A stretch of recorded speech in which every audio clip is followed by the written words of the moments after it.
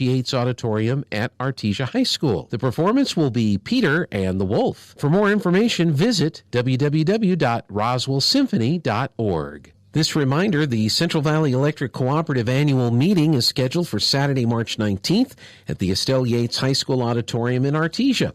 Registration is from 9 to 10. The meeting starts at 10. First 200 members who register receive a $50 gift card. Plus, you're eligible for great door prizes and giveaways. If you have an item for Talktivities, email it to calendar@pvbcradio.com. That's calendar@pvbcradio.com. Your home for Sean Hannity in Roswell. 106.5 Roswell's Talk FM, KEND, Roswell, New Mexico. News this hour from townhall.com. I'm Rich Thomason. Asked to define what he meant when over the summer he said that raging inflation would only be temporary, President Biden snapped at NBC's Lester Holt. Well, you're being a wise guy with me a little bit, and I understand that's your job. The audio from NBC News, President on the defensive after we learned that inflation soared 7.5% in January from a year earlier. Across the country, the COVID mask mandates are falling, or will soon be, among the latest rollbacks. A bipartisan majority in the Virginia Senate has voted to pass legislation that would ban public school systems from imposing mask requirements on students. The measure passed the Senate Wednesday and now heads to the GOP-controlled House of Delegates. The House is expected to advance it to Governor Glenn Youngkin for his signature. Youngkin is cheering on the legislation, which emerged in the Senate earlier this week. He called the Senate vote a win for students across Virginia. Keith Peters reporting. If you're an American and you're in Ukraine, get out now. That's the advice, Secretary of State Blinken. We're continuing to draw down our embassy. We will continue that process.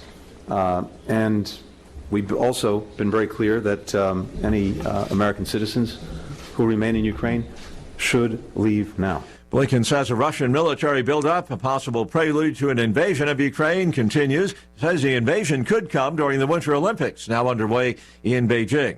The Canadian truckers' protest continues and is, in fact, spreading. Now, 3 U.S.-Canada border crossings have been impacted. Crossings at Detroit and in Montana and North Dakota effectively shut down. Stock futures turned positive on Wall Street. Dow futures up 38 points. NASDAQ futures ahead 33. S&P futures 7 points higher. More on these stories at townhall.com. First, we decide where we want to go. Then we need to know the best way to get there. Hi, my name's Adam Barata. I'm the owner of Advantage Gold. We're the highest rated precious metals firm in the country. We teach people how to own physical gold and silver. Now, we've won the Best of TrustLink Award 4 years in a row because we educate our clients on how to buy gold and silver the right way. We don't pay celebrity spokespeople millions of dollars. We'd rather pass that value on to you.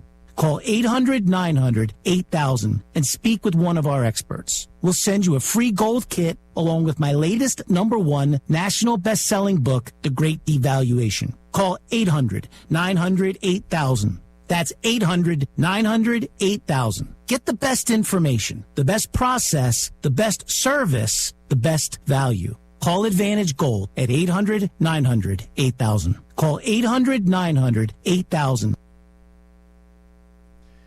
The UN chief urging the international community to strengthen efforts to protect the oceans. UN negotiations on protecting roughly a third of the world's oceans have dragged on for decades, and this meeting in France is designed to push for progress on expanding marine reserves and limiting commercial fishing. US Special Envoy on Climate Change John Kerry told the gathering that the oceans make life possible, and he criticised some countries for looking the other way when it comes to illegal activities. One key issue that's dividing countries is the question of deep-sea mining for rare earth minerals. Widely used in electric vehicles, many poorer nations fear their waters will be destroyed in a rush for these valuable ores. And that's the BBC's Matt McGrath.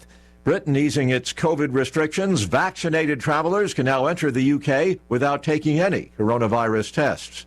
News and analysis, townhall.com.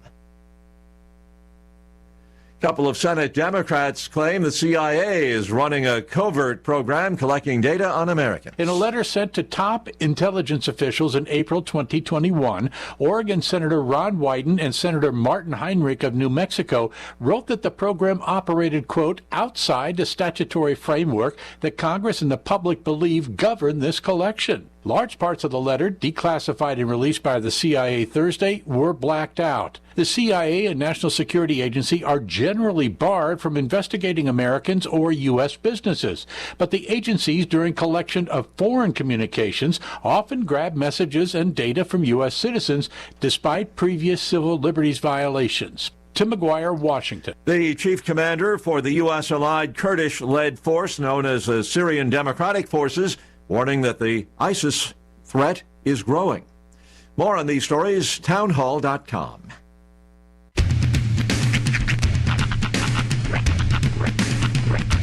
What in the wide, wide world of sports is going on here? I promise you, whatever scum did this, not one man in this force will rest for 1 minute until he's behind bars. Now let's grab a bite to eat. Yeah, come on. I feel the hot wind on my shoulder and the touch of a world that is older. I hit the switch and check the number. Leave it on and then I slumber. I hear the rhythm ringing through it. Flamenco guitar and cumbia music. I hear the talking of the DJ. The travel listen, what does he say? I'm on a Mexican radio. I'm on a Mexican radio. Broadcasting live from high atop the J.P. White Building in downtown Roswell, New Mexico. It's Mornings with Mike Winters on 106.5 Roswell's Talk FM. Is that what I sound like when I talk? Now, here's your host, Mike Winters. And good morning, one and all. Welcome to Mornings with Mike Winters. I am he. That would be me, Mike Winters. Happy Friday, everybody. Happy Friday. I say again, happy Friday. You made it. Yeah. Well, almost. Just got to get through today. Super Bowl weekend. Yeah, buddy. Everyone, even people don't like football, like the big game. Even if it's not for the game, it's just for commercials or the gathering of friends and family. I love the meme that popped up. It's like, did you guys know there's going to be a football game at the Dr. Dre, Eminem, and Mary J. Blige concert? Snoop Dogg, too, right? Snoop Dogg, yeah, and Kendrick Lamar. Yeah. The talk online is who's going to have the wardrobe malfunction this year.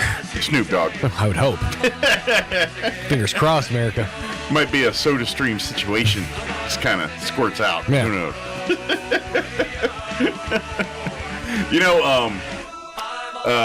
You know the show Go Big Show? Yeah. Snoop was one of the judges in the first season. He's not on there anymore. He's been replaced. Oh, really? With T-Pain. Oh. See, I didn't know they replaced him. Yeah. T-Pain took over for, I think all the other judges are the same. Oh, yeah. But Snoop's out and T-Pain's in. Huh. Yeah. I had no idea. Yeah. No, I know Snoop, off of that first season, made an appearance on an episode of Dynamite. Oh, yeah? Where he took quite possibly the worst jump off of a top rope I've ever seen, like dive off a top rope I've ever seen in my entire life. Well, he's like 7 feet tall, isn't he? He is. He got up on the top rope. He jumped down to his feet and then rolled onto the guy. It was terrible. He's a rapper. Yeah. Not a wrestler. Right. But he's at the point where he can literally do anything and people love him. Oh, exactly. He's poor wrestling moves. I'm telling you, he's advanced to that point in his career where he's just like, actually, the meme I saw that I love was like Snoop completed the game and now he's just doing the side quests. I think you're right. Well, happy Friday. Yes. Even though we all don't come up Snoop. It is. Everything's coming up Snoop. Actually, the thing that made me laugh was, how mad do you think Ice Cube was that Dr. Dre, Snoop Dogg, Eminem, Mary J. Blige got offered the Super Bowl, and he got offered the opening week of NASCAR? Hey. Ice Cube at the opening week of NASCAR. I don't see how there's even a crossover in demographic. Friday? The movie Friday?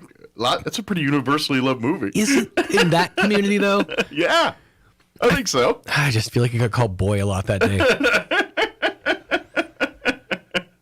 I don't know.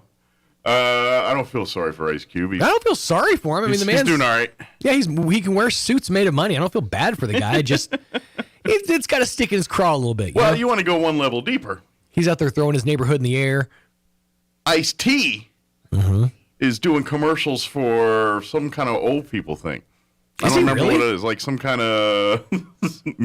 Yo, I'm Ice-T. Let's talk about reverse mortgages. Yeah, it's kind of in that area now, so... That sucks. Perspective. What are you doing, Ice-T? How did you not save your Law and Order money? Well... You were on SVU? Yeah, for like a decade. Yeah. Set some money aside. Well, and maybe he's okay. Maybe just really loves that reverse mortgages or whatever. I don't know. But anyway, I'm just saying perspective. Yo, I'm Ice-T. Let me introduce you to my friend, Henry Winkler. James Garner. No, James Garner's showing insurance. Actually, it's now Tom Selleck. Right? Oh, right? I've seen him all over the place on those. Yeah. You loved my mustache in the 80s. Now let's talk about selling your grandparents' house back to me for pennies on the dollar. And I brought the mustache back, ladies. It never went away. It did for a hot minute. I'm pretty sure that mustache is in his contract. There was some time in the 90s where it disappeared. Did Selleck really? Yeah. Everything I've ever seen him in, he had the mustache. No, there's a couple films there. Sans mustache. The only thing I really remember him from in the 90s was Friends. I'm pretty sure like Three Men and a Little Lady or one of those, he didn't have a stash in. There's no way. One of those, I don't think. I think there's some movies there in the 90s. Maybe. He's stashless. In and Out. Did he not have a stash in and Out? I'd have to go back and look. I don't think he has the stash in and Out. I would have to go back and look because it's been like 20 years since I've seen that movie. I think the movie In and Out, he doesn't have the stash in it. Don't quote me, but I think off the top of my head. I feel like that's cutting Samson's hair. You shave the mustache off of Tom Selleck, you lose all power. I think he was trying to be an everyman at that time. Maybe. And he's like, you know what? I need to look like the rest.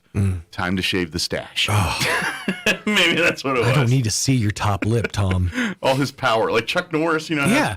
It's all Tom Selleck is right there in the stash. Him and Sam Elliott. They got their power in their stash. A lot of people don't know there's actually under his beard there is no chin on Chuck Norris. There's just another fist. I can believe that. I can believe that. Let me give you the rundown for today's show. We're going to have Meredith Kentai join us here in about 20 minutes or so. Recap last night's city council meeting, which they had a full agenda of items to discuss last night, so we'll get all the highlights there. In the 8 o'clock hour, about 8:15 or so, Sheriff Mike Harrington, Chaffetz County Sheriff, will join us. And usually Charles Eastless, Undersheriff, pops in with him as well. And so we'll chit-chat with him, get an update on what's happening in and around the county from the law enforcement perspective. Curious to see how they're doing on their keto journey, too, actually. Oh, yeah. It's been a couple weeks since I've seen him.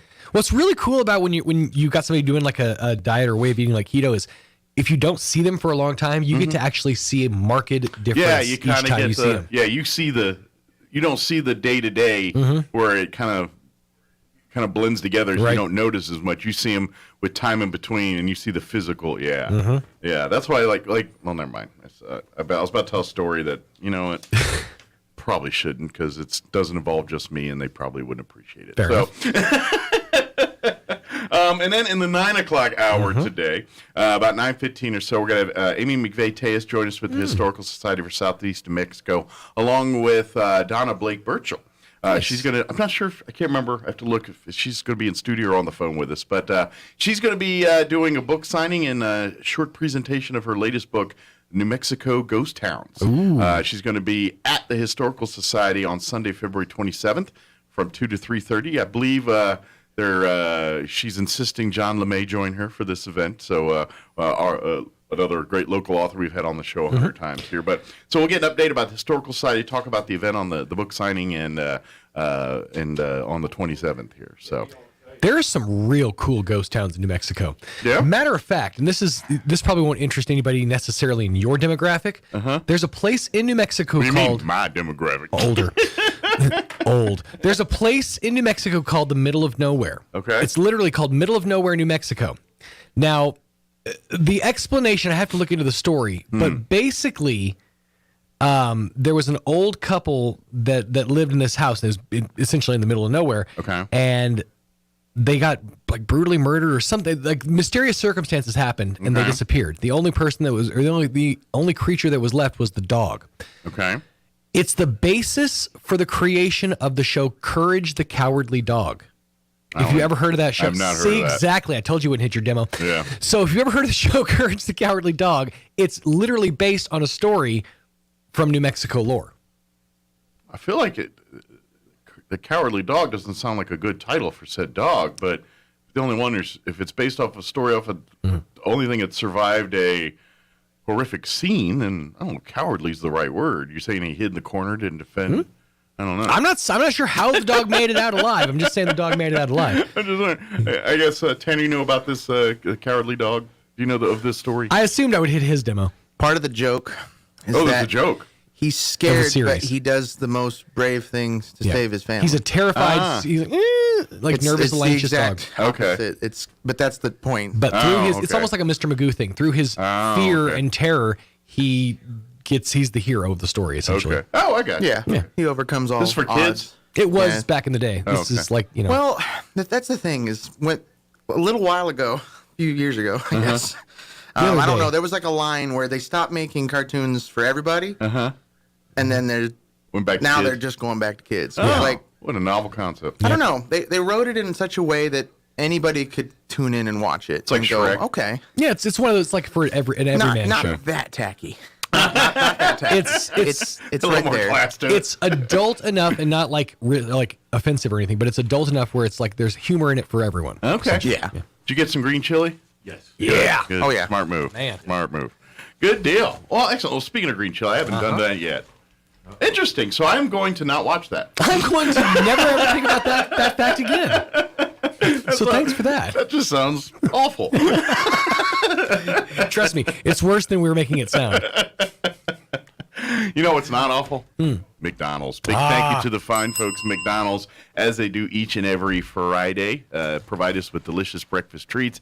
If you have not been by McDonald's for breakfast and not asked for green chili to put on anything that you get for breakfast at McDonald's, you're about to have to turn in your New Mexico card. I'm sorry. It's pretty good.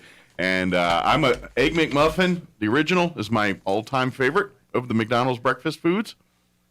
But when first time I had green chili on it, it was a game changer. It just changed it all over again. So swing by any of your McDonald's. Don't forget, you can download the McDonald's app to your smartphones. Order through that. They have exclusive deals through the app. I'm not sure if they're still doing the hidden menu stuff right now, where you can order the land, sea, and air, and they give you the ingredients to put that together. Some of the hack items that they have, but check them out. You can learn more about that on the app and in the store as well.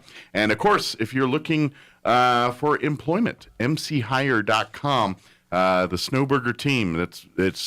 It really is a career opportunity with McDonald's. Just about every one of Nick's management team are all folks that literally started working at the McDonald's, working the register, cleaning the lobby up, things like that. Now they're part of his management team, and I think they all got Teslas. I'm not sure. But anyway, they're doing all right.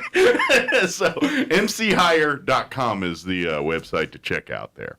All right, it is 7:17. Let's go ahead and get you up to date on the weather. I'm meteorologist Steve Hamilton with your Pecos Valley weather. Pretty warm today, but cooler over the weekend following a cold front that'll be arriving late tonight. Upper 60s and low 70s and sunny today. Overnight, a few clouds and low to mid 30s, and then a little bit cooler tomorrow with a few showers possible. Our afternoon high stays around 50. Clear and cold on Saturday night, mid 20s, and then low 60s and sunny Sunday. That's your latest forecast. I'm meteorologist Steve Hamilton. Thank you, Steve. Currently, yeah, that's right, 29 degrees. I was thinking it'd be a little warmer, but allegedly it's not. 29 degrees right now here in Roswell. Humidity, it is supposed to be like 70 today, so don't get too worried. But 29 here in Roswell. Humidity is at 49%. Winds are variable at 3 miles per hour. You can't pick a direction. It's too slippery. For today, sunny skies, a high near 70, so it's going to be warm. I wore a long-sleeve shirt today, which means it probably will be warm. Winds will be out of the northwest, 10 to 20, so it might be a little breezy for this afternoon.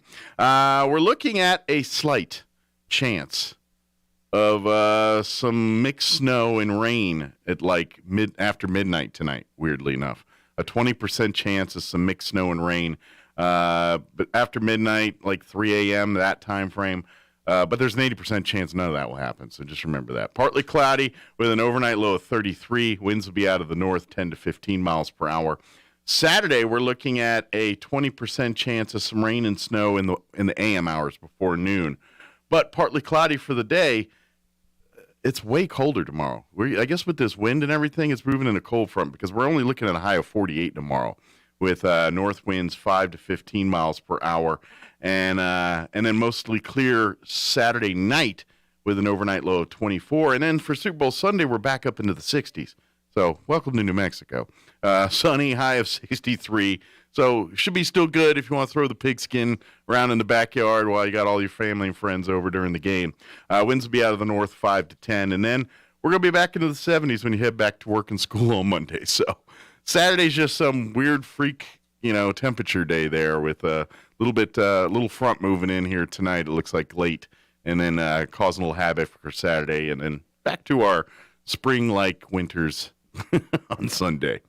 All right, it is 20 minutes after 7 o'clock. You know what? Let's do this. Let's go ahead and take our break.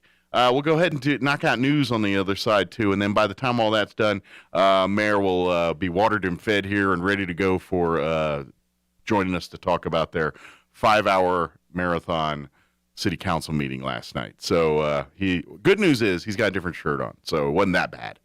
He doesn't have the tie. He doesn't have his city council tie on today. He's got a polo, so he got to go home. So, all right, we're going to take a break. We'll do some news. We'll be back on the other side. Don't go away. You're listening to Mornings with Mike Winters. It's a new year, time for new beginnings, and time to get a new vehicle for your family. Richland Chevy Buick GMC and Richland Dodge Chrysler Jeep both have amazing New Year's deals on both new and pre-owned vehicles. Check out both Richland's lots, where you'll find a huge inventory of certified pre-owned vehicles. Or better yet, customize your new vehicle. Order it today and build the vehicle of your dreams. And with the Richland Brand Champion program, you can ride with confidence knowing you're taken care of long after the sale. Ride for the brand that rides for you. Richland, where service is always job one. Nook's Asian Market brings the flavors of the East to you with new winter hours. The restaurant is now open 11 a.m. to 6:30 p.m. and the store 11 a.m. to 7 p.m. every day. Be sure to get your last order in by 6:30 p.m. Delicious, authentic dishes, including a variety of Thai noodle soups, dried egg noodles, dumplings, and more, served at your table or to go. While you wait, browse the store with lots of fresh new ingredients like galunga, lemongrass, lime leaf, and Thai chili. Nook's Asian Market, South Main, Roswell. Hi, I'm Dennis Kintai, Mayor of Roswell. Since becoming mayor in 2014, we've accomplished a lot. We've cleaned out numerous derelict structures that spoil our neighborhoods. We've constructed a state-of-the-art aquatic center. We have built 2 new splash pads in city parks for families to enjoy. We have invested over $25 million to revitalize our air center. During the COVID-19 pandemic, the city of Roswell has stayed open and free while we work to ensure everyone's safety. Today, we are under attack from those trying to impose Santa Fe values on our way of life. I will always fight to keep Roswell values front and center. We've done a lot, but there's more to be done. I'm asking you to vote to keep me, Dennis Kintai, as your mayor on March 1st. Together, we can keep Roswell free. This is Dennis Kintai, and I approve of this ad. Hi, this is Pastor Troy and Julie Smotherman, bringing you the Joy of Marriage Minute. We are the founders of the Joy of Marriage Ministry and Conference and have pastored Church on the Move in Roswell, New Mexico for 20 years. For the past 17 years, Joy of Marriage has been investing in and helping marriages, and we are excited to bring you this year's conference. This year, we will be joined by author, pastor, and professor D.A. Horton and his wife Alicia, as well as Pastor Diego and Cindy Mesa from Abundant Living Family Church in California. We also have a special concert from Grammy and Dove-nominated Christian country music artist Rhett Walker. This year's Joy of Marriage Conference will be February 17th through the 19th at Church on the Move in Roswell, New Mexico. And you can register online at cotmroswell.com. So join us and experience the joy of marriage. The Valentine's Day giveaway is on at Roswell Nissan. Roswell Nissan is giving away a 2-night getaway to Buffalo Thunder Resort and Casino in Santa Fe, plus a $100 food voucher at the resort and a $400 Visa gift card. 1 entry for stopping by, 3 entries with a test drive or service, and 5 entries with a purchase. Drawing February 12th at 1, must be present to win. Plus, 0 down, no payments for 90 days, and $2,000 guaranteed on your trade. There's a lot to love at Roswell Nissan, 2111 West 2nd. The Hounds are back on the hardwood Thursday night, February 17th, as they welcome in nationally ranked Lubbock Christian to Greyhound Arena. The ENMU women's team welcomes the 13th ranked Lubbock Christian women at 5, and the men's basketball team welcomes in number 3 ranked Lubbock Christian at 7:30. Don't miss out on every three-pointer, fast break, and dunk during the season. Tickets are only $5 for adults. Kids 8 and under are always free. Visit goeasternathletics.com for more information. ENMU men's and women's basketball, all in.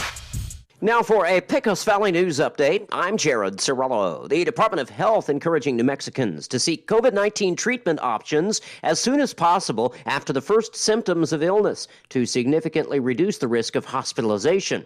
Most New Mexicans qualify for outpatient COVID-19 treatment options that can be taken at home, especially those at high risk for severe disease. However, in the last couple of weeks, individuals have used less than 19% of the state's oral treatment supply. Chavez County deputies responded to a rollover crash of a pickup truck early Thursday. The crash near State Road 2 and Jicarilla. When the deputies arrived, they found the driver of the pickup had been thrown out of the vehicle. The pickup came to rest close to the train tracks. The man was flown out by helicopter to an area hospital due to the severity of his injuries, his name not known yet. And ENMU Roswell will ask for some fee increases next academic year. The Board of Regents expected to vote on the request February 18th. You're up to date. I'm Jared Cirillo. It's time for the Chavez County Sports Report.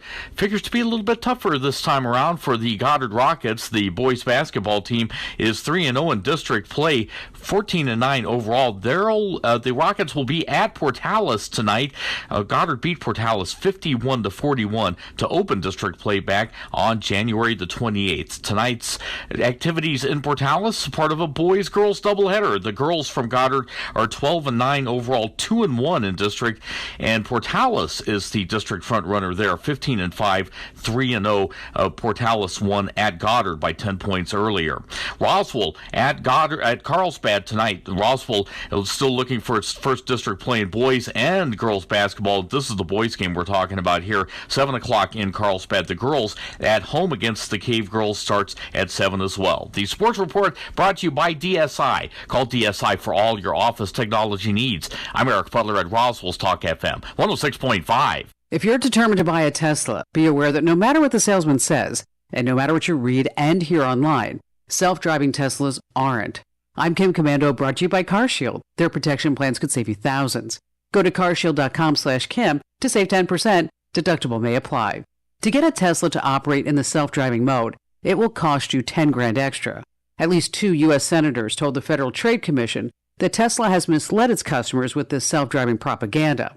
We now have full videos of a Tesla plowing down light rail train tracks with the driver fighting for control. Another, a Tesla hits a pedestrian in a crosswalk. Just last week, we saw a Tesla ram a bike lane Ballard at 11 miles per hour. Another, a Tesla slams into a sheriff's car on the side of the road. The driver was watching a movie. After all, he paid $10,000 for that privilege. To borrow from Ralph Nader, it appears that a self-driving Tesla is unsafe at any speed. Get tech alerts at commando.com. I get questions from small business owners every day, and one of the big ones is how to find and hire the right people. It can be tough, but that's where LinkedIn Jobs comes in. They make it easier to find the people you want to talk to, faster and for free. Create a free job post in minutes on LinkedIn Job to reach your network and beyond to the world's largest professional network of over 770 million people. Focus on candidates with just the right skills and experience, and then use screening questions to get your role in front of only the most qualified people. You can also use simple tools on LinkedIn Jobs to quickly filter and prioritize who you'd like to interview, and hire. LinkedIn Jobs helps you find the candidates worth interviewing faster. Did you know that every week, nearly 40 million job seekers visit LinkedIn? And you can post your job for free right now at linkedin.com/Kim. That's linkedin.com/Kim. Terms and conditions apply. That's linkedin.com/Kim. Here's a Mornings with Mike Winters fun fact. Movie trailers were originally shown after the movie, which is why they're called trailers. Mike thought they named them after the mobile home. Here's Mike Winters. Yeah, I was way off. One of my first jobs was working as a projectionist at a movie theater. Yeah, in downtown Westerville, Ohio, State Theater. And so I did the whole. Did you have to join the union and all that? Because that was kind of a big deal back then, wasn't it? The projectionist unions and all that stuff. Well, that's the point. We weren't union. Oh, I gotcha. That's why they could pay you, $5 a show in 1968. Yeah. Oh my gosh. Yeah, I was. And you learn how to run. It was fascinating back in those days because you had these two. You would have two machines going, and you would while one's doing the show, showing the picture, the other one you set up for the next reel or whatever. Yeah. And there's a little like an arm that would drag on the reel, and when it would get down to a certain level, it would drop and ding a bell. Okay. That was the clue to start getting things ready. So you lit up the arc lamp in the other one. Okay. And you got it all ready, and you watched, and there are two dots in the upper right-hand corner towards the end of a reel. Okay. And when the first dot appears, you start the second projector. Okay. And when the second dot appears, you flip the shutters. Okay. You drop the shutter on the second machine, on the first machine, and you open the shutter on the second one. And then to the audience, it's a seamless transition of the movie, or switching over without any gap in the movie or anything. So the movie Wizard of Oz, which is black and white at the beginning, that's the first reel. Okay. The transition occurs when Dorothy walks out of the house in the land of Oz, and initially it appears that it's black and white, but in fact it's very muted color. Interesting. Yeah. Interesting. In case you haven't noticed, that's Mayor Dennis Kentai joining us here. Yep. Very cool. Yeah. Now, unfortunately, all that's been replaced by computers. Oh, I know. I mean, even in my day, you could get to a 16 millimeter master reel that was like the size of, I don't know, a car tire or something like that. And it would be. I think more modern theaters now don't even have film projectors. No, they don't. It's all computer. Digital. Yeah, digital, and they download the movies to the thing and everything else. So Damn. It's a different world today. It is. And it was back then. But interesting times. Yeah. Of course, Mayor joining us this morning here, and because last night was City Council meeting, and we said last night it was a full agenda, and it lived up to its advertisement there. You guys were there 5 hours yesterday. Yep. Getting this hammered out, but good news. I'm guessing at least some stuff got done, and yes, there was a couple issues that probably took a while to hammer out, but nonetheless things got worked out. They did, and we start off with our normal pledge and invocation. We had a presentation from the city manager about. This sounds really dull, but it was actually fascinating. It was called Utility Billing, and we're in the process of preparing a guide for users. What is utility billing? That's your water bill, your sewer bill, and your trash bill. And those all appear in a mailed bill that you get every month. You probably call it your water bill. You call it your water bill because that's the first thing up there. So it was really a fascinating discussion. We're working out, and this is what I love about this professional staff we have. They've recognized that customer service issues are prime. And how do we, in a rational, methodical, not methodical, but in a predictable manner, meet the needs of our customers? And so we have different policies, we had some ordinances, pull it all together into a guide. You needed a uniform. Right, that provides guidance to both staff and to the customer. So if you have this problem, how do you deal with it? It was a great presentation, and we will be putting out that guide hopefully in the next 30 to 60 days. Gotcha. Good deal. The draft version. Because if you think about it, people generally don't contact you, the utility side of things, unless there's a problem. Yep. You know? Because they're already going to be in a state of confusion things, and then if the procedures for everybody's muddy, then that's frustration for both parts here. So yeah, this is probably long overdue. So we had a couple public hearings. One of them dealt with fixing our ordinance about signs, temporary signs in the right-of-way. Mm-hmm. We talked a little bit about this yesterday. This was a necessary cleanup where we make the, quote, the law comply with reality instead of reality complying with the law. Gotcha. The gist of it is this. The right-of-way includes that area between the sidewalk and the curb. That is technically public property, and we had prohibited signs in it. However, the reality is the city, the property owner right there is responsible for it. They mow it and everything. Yeah, if that thing's out unkempt, guess who gets called on it? So what we're saying is if you're the property owner, you own that house, you live in that house, you want to put a sign out front, whether it's a real estate sign, a church sign, support for a student-athlete sign, or a political sign, go ahead. Or just say, hey, everybody, I live here. Yeah, just say, hey, everybody, I live here. So that's basically it. Little discussion. Councilors Sanchez and Oropesa voted against it. Not entirely sure why. Don't know. Next up was a redo of our clean air ordinance and encompassing the new stuff on marijuana and for the vaping. Basically that, and I would have to go back and read it all. That passed 9-1. Councilor Sanchez was opposed to it. Councilor Sanchez has historically not favored any of these bills or ordinances dealing with marijuana, and I get it. I know where he's coming from. Sure. We're just trying to make them as reasonable as possible. Did you ever learn more? We were talking about this yesterday on the radio about the smoking marijuana in public thing. I didn't get into it yesterday. Yeah. Kind of got distracted with other stuff. Yeah, and I forgot all about that. So we'll have to. You know what we need to do? We need to have Kevin Mavers come in. Okay. Have Kevin come over and he can talk your ear off. He can fill you with lots of useful information. Did I say that with my outside voice? Oh, my golly. Hopefully he's not listening. Anyway, no, Kevin's really a solid guy, and we really am pleased to have him. He ended up being the part of the show at the end. Let's go. After that, we got into things that had originally been on consent, but Councilor Oropesa had pulled them off. Okay. The couple things here are going on. They're dealing with the Atkinson street project, where Atkinson is being rebuilt from 2nd to Cherry Street. That's the funding we got, and what it came out is that we're requesting funding in this next budget from the state to go all the way. This is a truck bypass. Gotcha. So the state has some responsibility, more than I care to talk about. More than they're willing to admit. More than they're willing to admit, yeah. So we looked at some issues here. One was to authorize repair and spend some money for manhole repairs.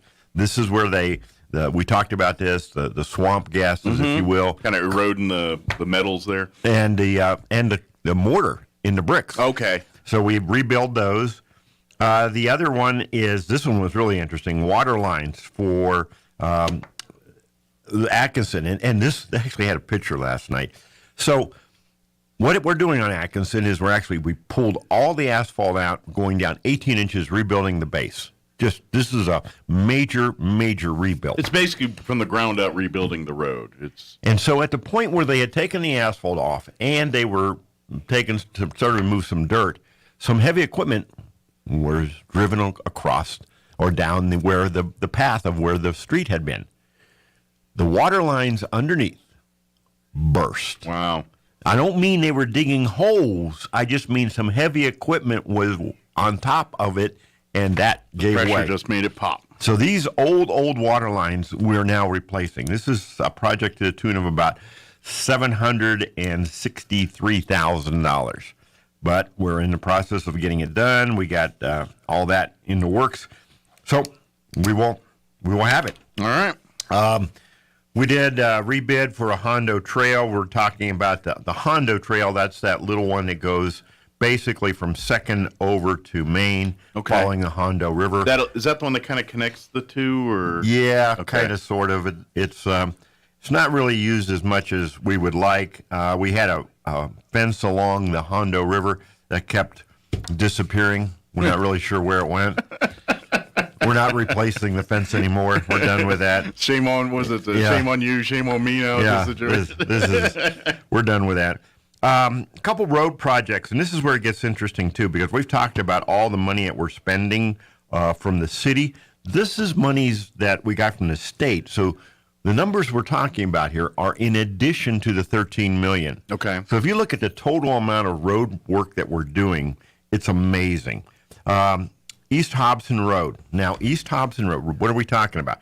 We're talking about Hobson Road from Earl Cummings Loop to YO Road. That's on the north side, where those oil tanks used to be. By the way, those tanks are gone.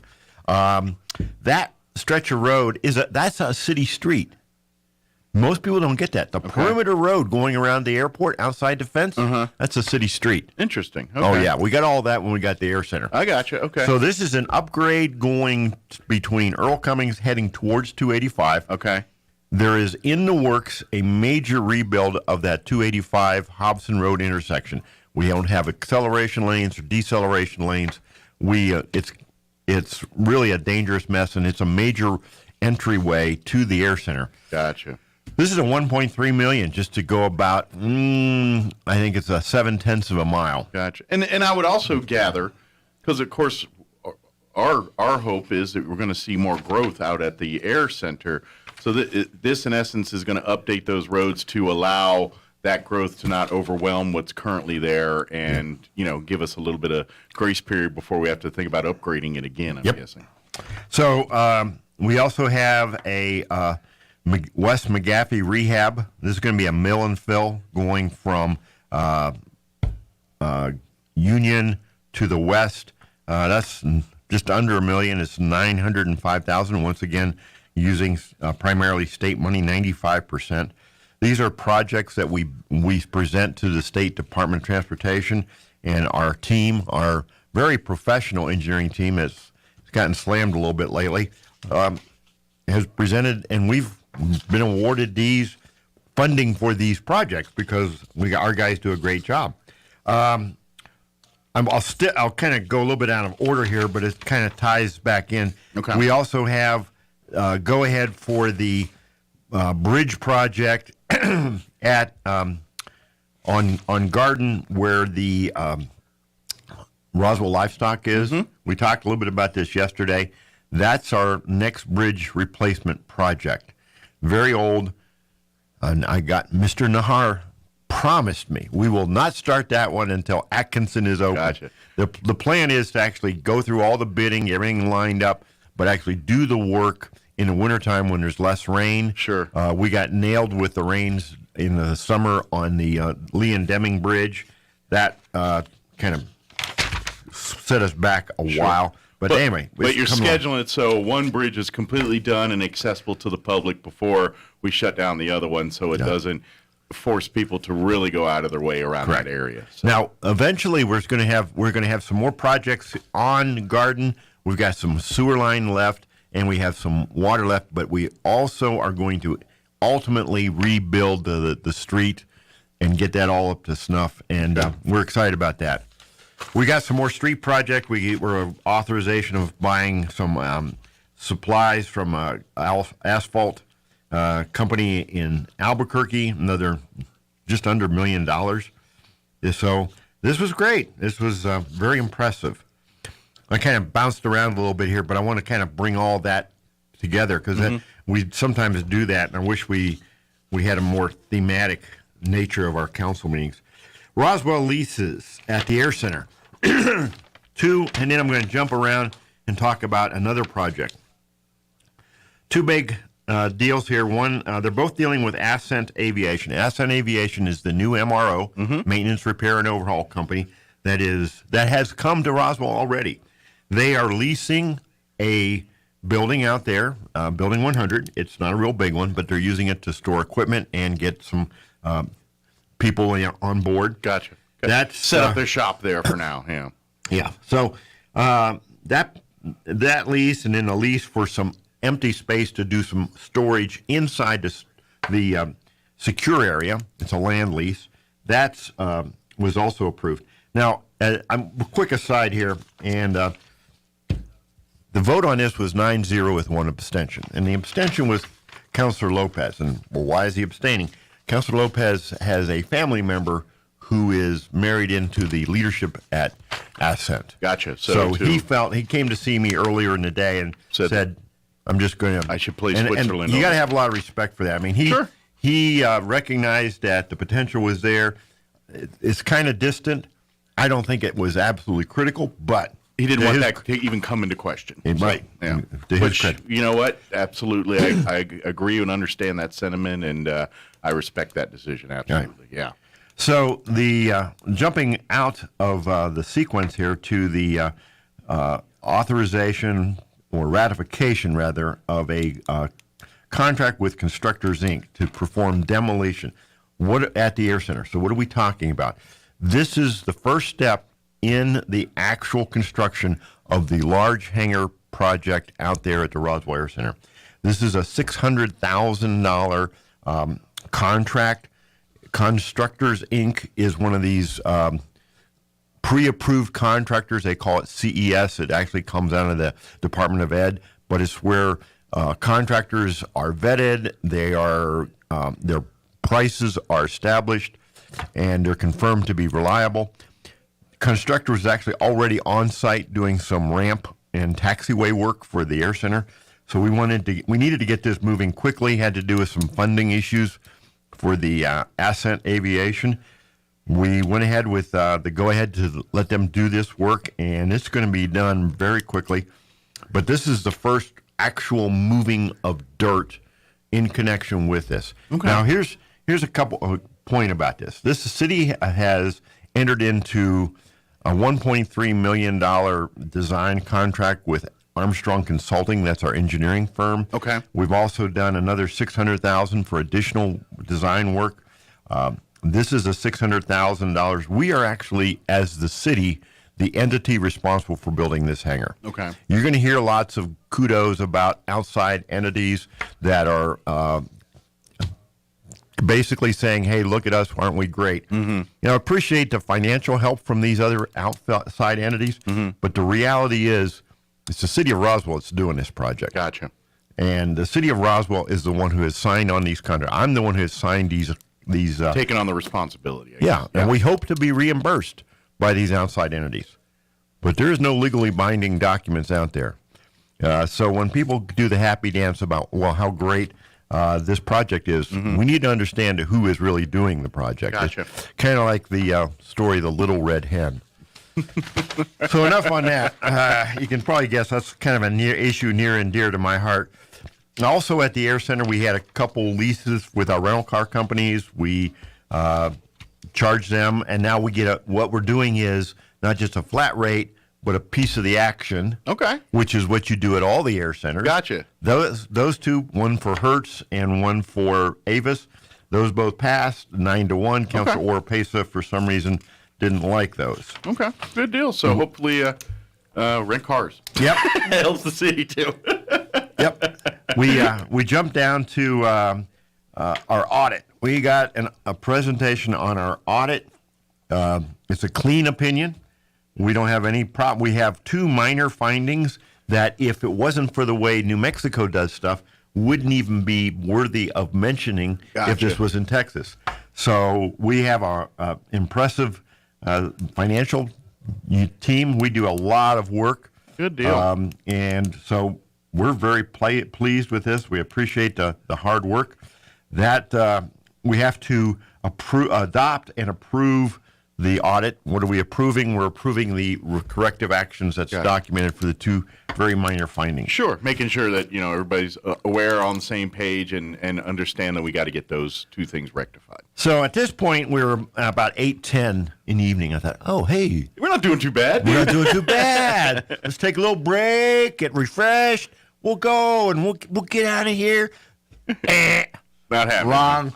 Not happening. All right. So we moved back on another housekeeping issue dealing with some very old, uncollectible utility bills.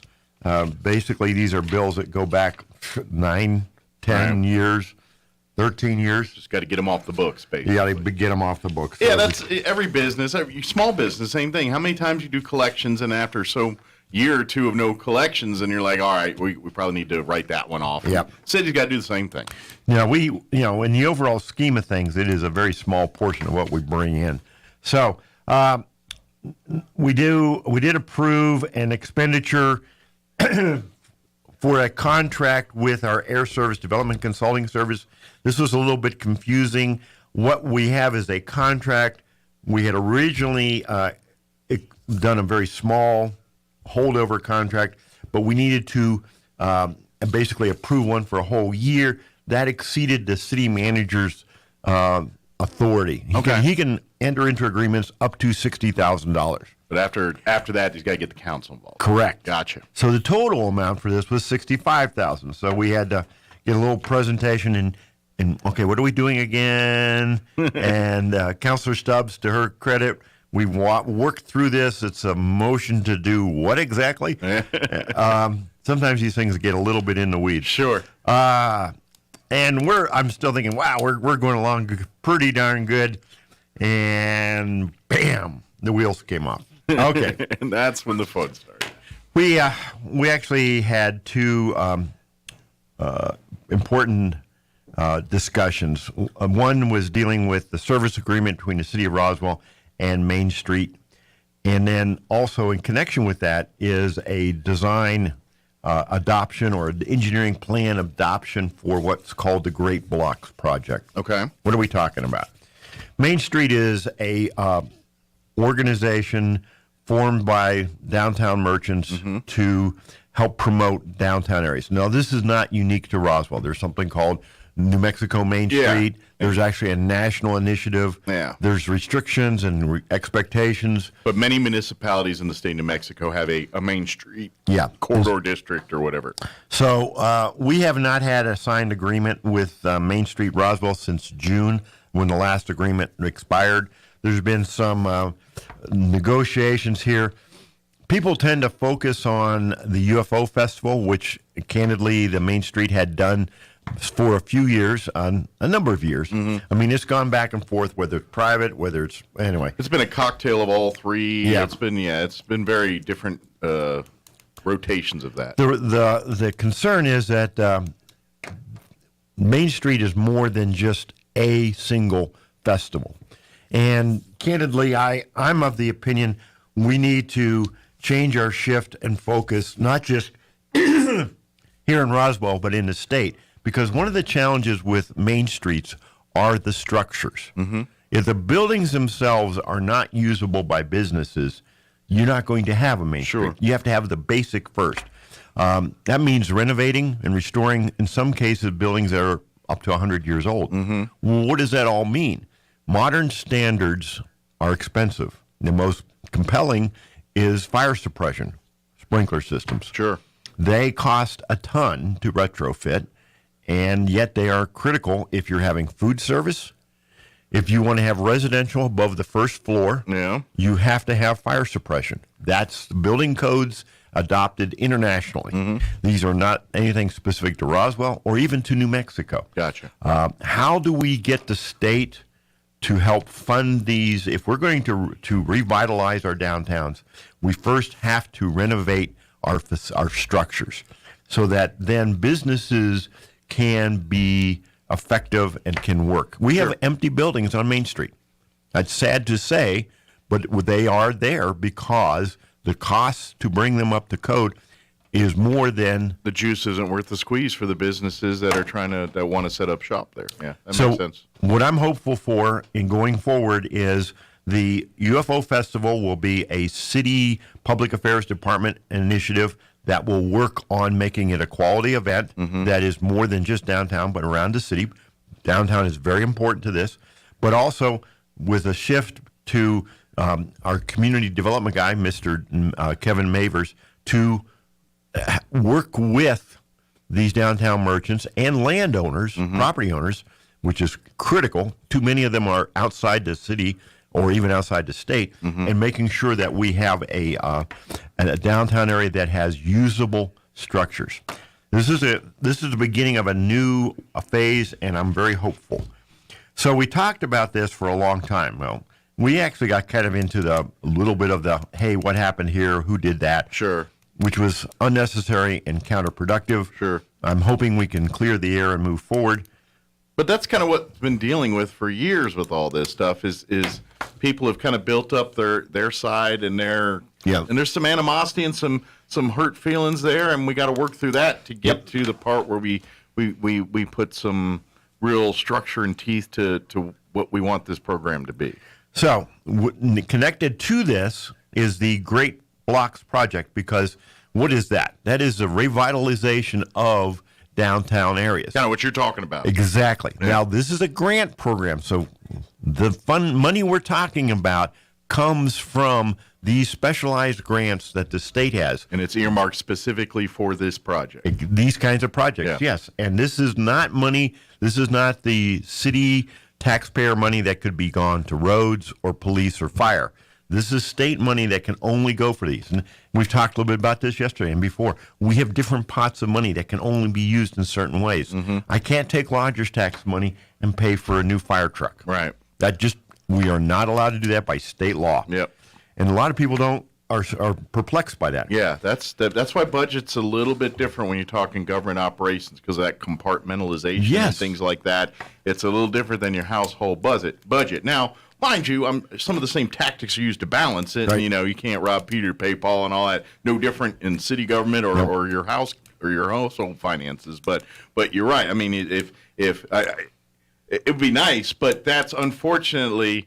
That's how the nefarious stuff happens. If you start swinging money left and right, all right, the fire truck fund that was earmarked for that, but we really need it for roads, fine, we'll move it over here, which in some ways that sounds common sense, but when you got people that put it this way, for people that have nefarious interests, that's where they that's how they pull the wool over our eyes and use that money to funnel out somewhere else. So to close that loophole, they're just very stringent in saying, no, if the money's marked for this grant, that's what it better be used for, and if it's not, you're going to answer to somebody. Yep, you nailed it. Yeah. So where are we talking about? So on 2nd Street, think of 2nd Street, the railroad tracks, just to the west of the railroad tracks, is a really big corrugated metal building that's 100 and some years old.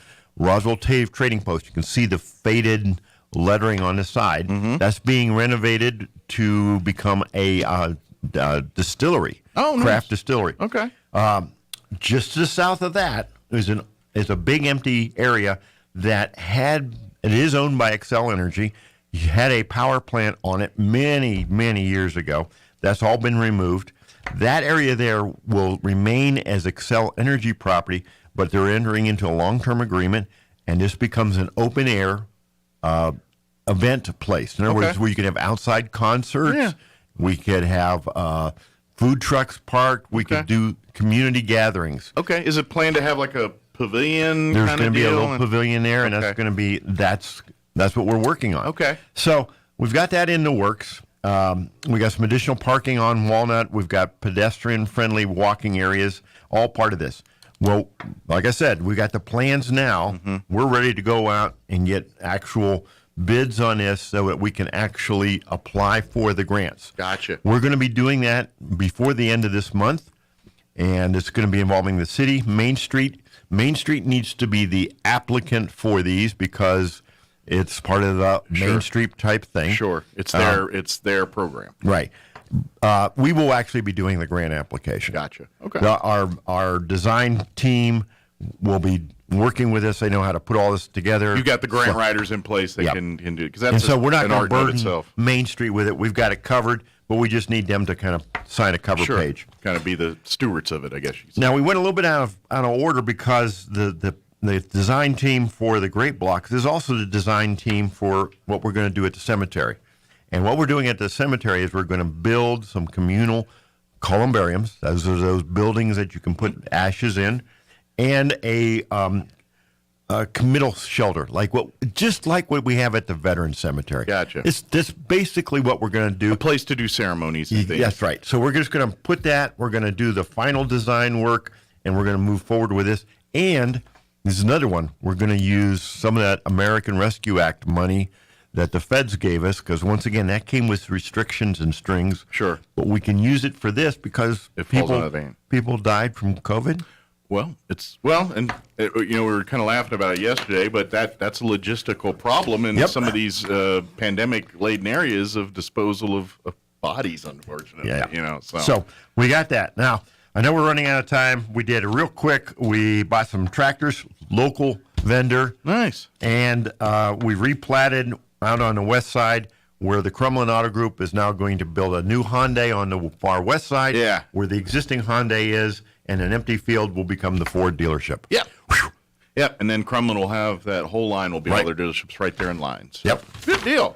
Of course, if you missed any of the meeting, you can always go back, roswellnm.gov. You'll click the link there, and you can go back and watch that meeting in a couple years worth if you want to. Yeah, you sure can. Lucky you. And of course, and if you have questions and stuff, and you need to contact city councils, you'll find all that information at the website too, and find out which one's yours and everything else. And give me a call. And absolutely, and don't forget, we got election coming up here too, so make sure you find that information out so you know where to vote and how to vote and all that too. Very good. Well, thank you, sir. As always, appreciate it. I know you're off to the next meeting, so we'll let you get to do that. But appreciate the update. And sounds like a lot of good stuff got done, even if it did take a little bit longer than you hoped to get it done. So we'll see you next time, and have a great weekend, okay? All right, it is 8 o'clock. You're listening to 106.5 Roswell's Talk FM, KEND, or Roswell, New Mexico. BC News. Secretary of State Blinken, who warns of a pending Russian invasion of Ukraine, is urging Americans in that country to get out ASAP. The Republican National Committee highlighting a new poll conducted for CNN. 56% of the respondents say they cannot think of a single thing the president has done that they approve of. With mask mandates falling by the wayside in even the bluest of states, the feds have been scrambling to keep up. U.S. Surgeon General Dr. Vivek Murthy. We should be pulling back on restrictions. The conversation now is about what should determine when that happens. For many, when is now. This week's epidemiological report from the World Health Organization showed coronavirus case counts fell 50% in the United States, and COVID-19 hospitalizations across the U.S. have dropped nearly 30% over the past 3 weeks. Despite the encouraging signs, the CDC continues to recommend that people wear masks in indoor settings in areas where there is high transmission. Mike Gracia, Washington. There are now 3 U.S.-Canada border crossings snarled by truckers protesting Canadian government COVID mandates. Crossings in Michigan, Montana, and North Dakota are impacted, as is the auto industry. Ford, General Motors, and other car makers forced to shut down some plants and otherwise scale back production. Watching Wall Street, stocks mixed at the moment. Right now, the Dow is up 86 points, while the NASDAQ 36 points in the red, and the S&P is down a fraction. More on these stories at townhall.com. In today's America, you can now lose your job for calling a man he if he decides he no longer feels like a man. Meanwhile, children are being pumped full of puberty-blocking drugs or even hormones for exhibiting confusion about their sex, making permanent a confusion that studies show will likely pass with time. How have we gotten to this point? The compelling new documentary, The Tragedy of Gender Confusion, exposes the twisted ideology that's capturing an entire generation. Schools are lining up to push the transgender agenda on kids. Anyone who challenges this new gender orthodoxy risks being canceled. And in fact, this documentary has already been banned from online streaming and can no longer be seen at Salem Now. The only way to see this incredible truth-telling program is on DVD. Get the DVD that corporate media doesn't want you to see. The Tragedy of Gender Confusion at salemnowstore.com. In Nicaragua, a student protest leader and a former Sandinista rebel commander get prison time, charged with conspiracy to undermine national integrity, latest in a string of prison sentences following brief trials this month. Daniel Ortega was once the poster boy of the Nicaraguan Sandinista revolution of 1979. He ruled Nicaragua for 11 years before being re-elected back to the presidency 15 years ago. He's won the presidency 3 times since, but with each stint in office, he's become more dictatorial. The 7 jailed activists include Lester Alaman, who got 13 years. He'd publicly called on President Ortega to quit. Another is a former minister and comrade in arms during the revolution, Dora Maria Talles, jailed for 8 years. 5 others who'd tried to stand as candidates against Mr. Ortega have also received lengthy jail sentences. The BBC's Richard Howells reporting. News and analysis, townhall.com. Well, if you'll be giving flowers this Valentine's Day, better be ready to dig deep. It's the biggest moneymaker of the year for florists, but customers are going to find selection slim, and whatever they do find is going to cost more. One North Texas flower wholesaler blames a number of factors on the price increase, growers trying to keep up with the demand, but with nearly 75% of product coming from South America, there are supply chain issues, and of course staggering inflation that will add about 50% to what we paid last year. Ron DeRockstra reporting. SpaceX chief Elon Musk says the first orbital flight of his towering Starship could come in another month or two. And while he expects some bumps in the road, he is confident it will reach orbit by the end of this year. Musk providing an update on the world's tallest, most powerful rocket last night at the SpaceX Texas spaceport. Once again on Wall Street this hour, the Dow is up 121 points. More on these stories at townhall.com.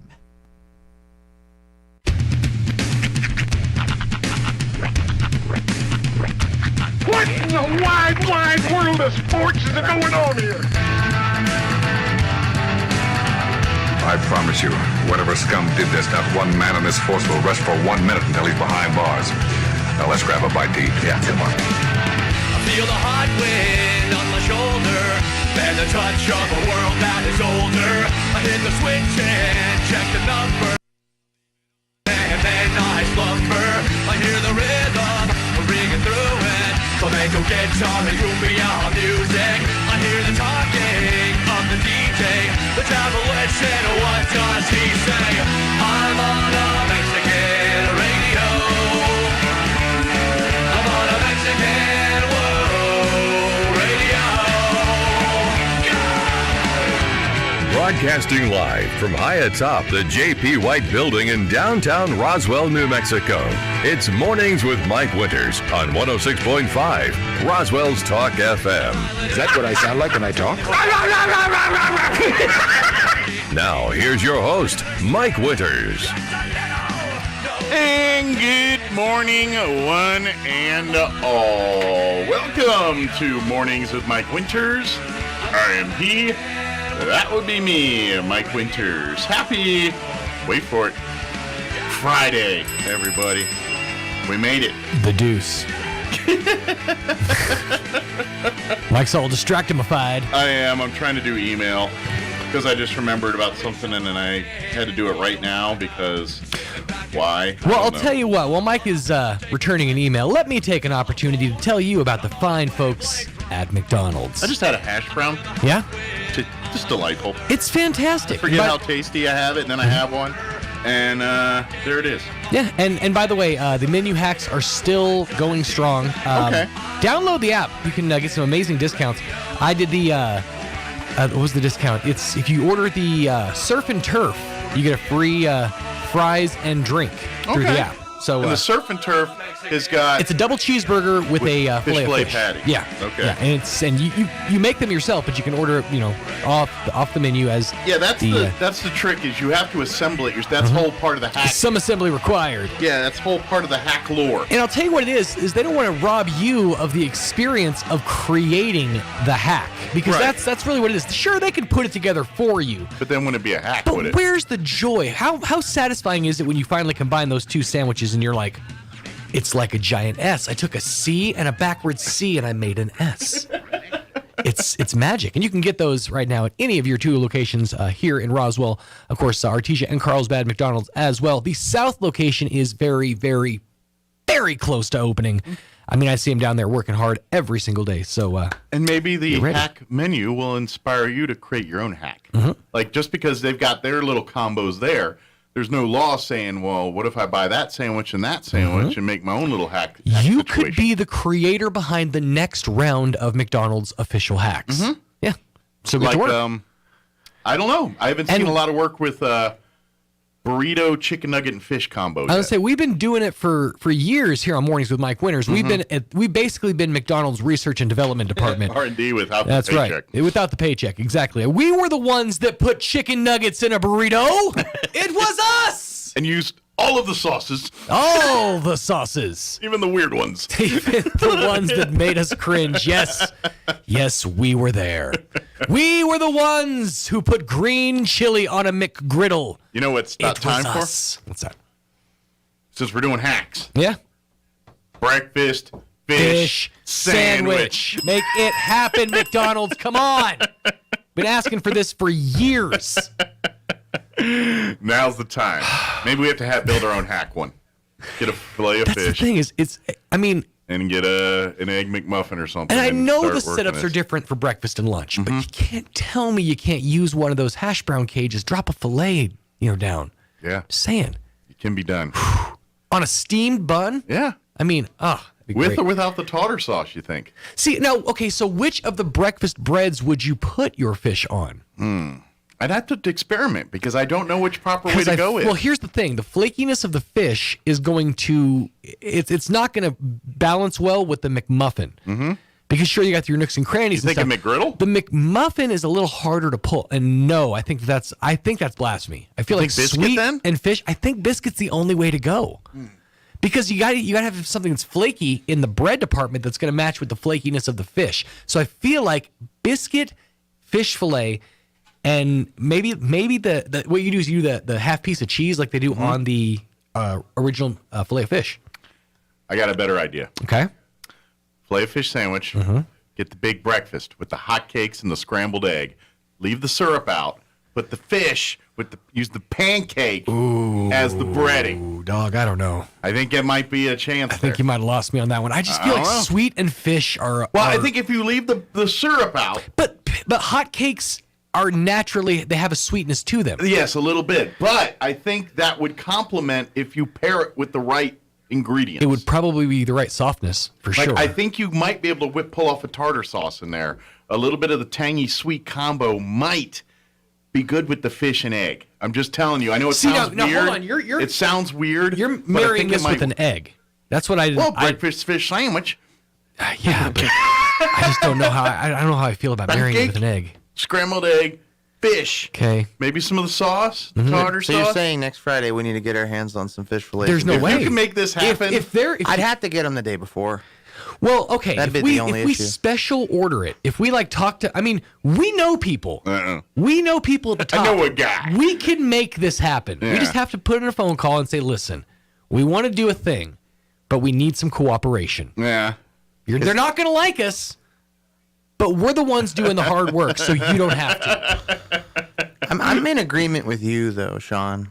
On which one? I think, so the chicken biscuit works, right? Right. The chicken that's has a breading. time told. The filet of fish tested. also has the breading. So it would complement, I think, with the biscuit. I think it would too, but I'm trying to go push envelopes here. Now, I will say, you can. with your hotcakes, you're going to have the most fillet coverage, so it would be more like almost like a filet of fish empanada, where you could crease or seal the edges, or like a ravioli, basically, but with like fish. a clam. And to be honest, you know what else I want to do? What's that? Pancake, egg, fish sandwich, right? Tartar sauce, bacon. But see, I feel like as you add layers, I feel like it takes away from the because now you got the sweet, the bacon smell, the bacon savoriness with the fish, and then with the tartar sauce and the egg and the pancake. I think it's gonna be good. All right, we need to make a phone call because I if for no other reason than I want to see somebody eat this amalgamation. In my of head, food. it's taco style now, like the. So you're talking about rolling. Yeah. Mike's now just doing roll ups. Oh yeah. I think that's a brilliant thing. Maybe. I just, yeah. You know what? I might even really gross out and put some cheese on this bad boy. Well, see, I feel like if it's going to have the filet, it has to have the cheese. Those two things counterbalance each other. I think this is going to be great. Think of a la Fat Boy Crepe. Which, coincidentally, was my rap name in high school. Fat Boy Crepe. Fat Boy Crepe, yeah. No way. Yeah, it was. Yeah. Fat Boy Crepe and the Breakfast Crew. Oh my God. I think it works. Had mad flavor. I think it works. So yeah, I would be intrigued to try it, but I feel like this is something. The way you're building this horror movie of a sandwich, there's no way you could feature this on a menu. Not to mention the fact that we're having to ask for special order just to get a fillet of fish. How is mine any more of a horror show than putting a fillet of fish sandwich, a Big Mac, and a chicken sandwich all on one sandwich? Because at least all those are savory. It's a big monstrosity of a sandwich. I just don't know how a pancake's going to taste with tartar sauce. I think with the other ingredients by itself, yes, it's god awful. But with fish and bacon and egg mixed together, hold on. I think it'll work. And cheese. Let's set the bacon to the side, okay? What about a sausage patty? I feel like a sausage patty might counterbalance a fish fillet better just based on the seasonings. I was worried about mouthfeel. See, I think in the bacon crunch with the fish would work better than a patty of sausage. Okay, so as someone who has had the surf and turf, let me tell you that the beef or a ground patty and a fillet works remarkably well together. Okay. So, I mean, I'm not opposed to it, but I think bacon would be better. Maybe. I mean, bring it on. I'm down with it. Well, Let's try it. You do get 2 hotcakes with your hotcakes and sausage orders. So see, maybe now here's my problem. If you put in sausage, I think you want to put a little syrup back on the table. Okay, so then we keep the syrup on the side for dipping. Yes. Yeah. But you don't necessarily have to add it onto the sandwich. I feel like, but see, then you got that combination of tartar sauce and syrup, and I feel like that could be dangerous. That kind of makes me want to retch. But I'm a little bit worried about the tartar and the sausage. Really? I'm a little worried about that. See, but I feel like the seasonings, the sage or whatever it is, and the sausage will kind of counterbalance the tartar sauce. Yeah, we got to make a phone call. Maybe. I think that's too powerful. I think that's too powerful seasonings that might not enter. Like whereas like the tartar and the fish, it's like mild with tart. Whereas sausage is tart versus you know what I mean? It's pungent versus pungent. So I'm wondering. Whereas that's why I'm a little worried there. It's definitely going to be an interesting journey. But either way, we're going to have to run this thing up to the top. Somebody get the Grimace on the phone. That's right. Well, I was going to say, you can This might be Ronald level. You can market the fish biscuit, though. Oh, absolutely. The fish kit? Yeah.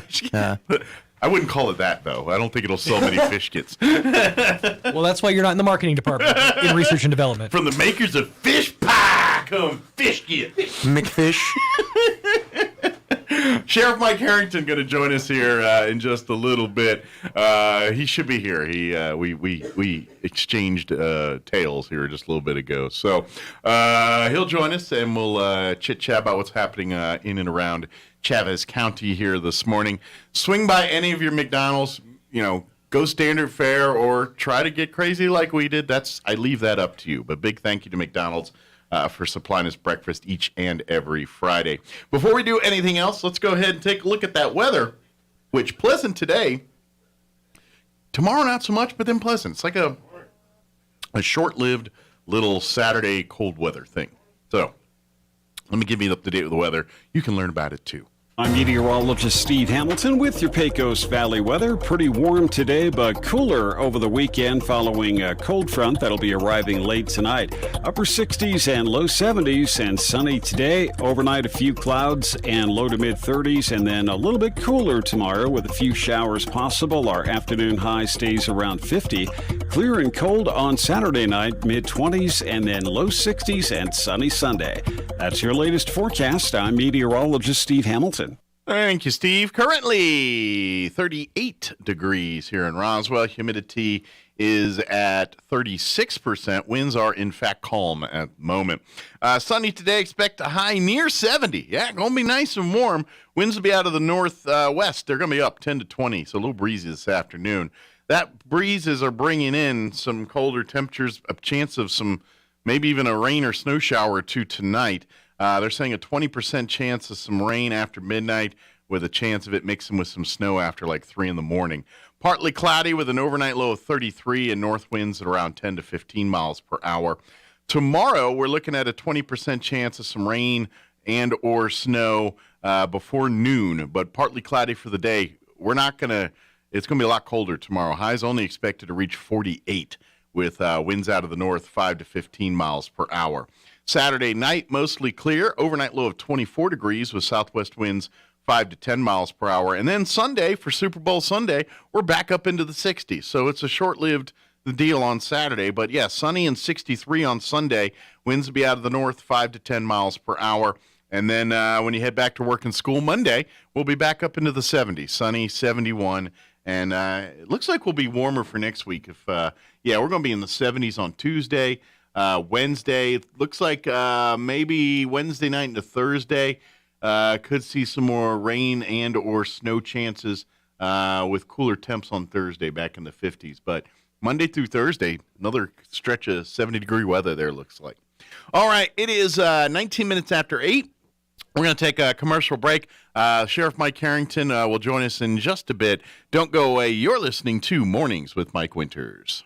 So what am I doing with my tax refund? I'm giving my home a makeover with new furniture from Glenn's. A new living room, dining room, and bedroom. Even a curio cabinet for my elephant collection. Glenn's has beautiful, high-quality furniture that I'll be proud of for years. And Glenn's will deliver it for free. So my tax refund and I are headed for Glenn's. And my home is going to be fresh, bright, and beautiful. Since 1953, people have been coming to Glenn's Furniture at the corner of Union and Alameda in Roswell. The University of New Mexico is committed to ensuring that residents of our state entering college for the first time can afford to pursue a bachelor's degree with the Lobo First Year Promise. Qualified first-time freshmen who have graduated from a New Mexico high school and have an annual family income of $50,000 or less will have base tuition and fees for full-time enrollment covered for the 22 to 23 academic year. Application deadline is March 1st. The Lobo First Year Promise at the University of New Mexico. Find out more at promise.unm.edu. If you're a person who has more to do than you have hours in your day, and everything seems to take priority over your own health, then you're going to love the Loveless MyChart Secure Patient Portal.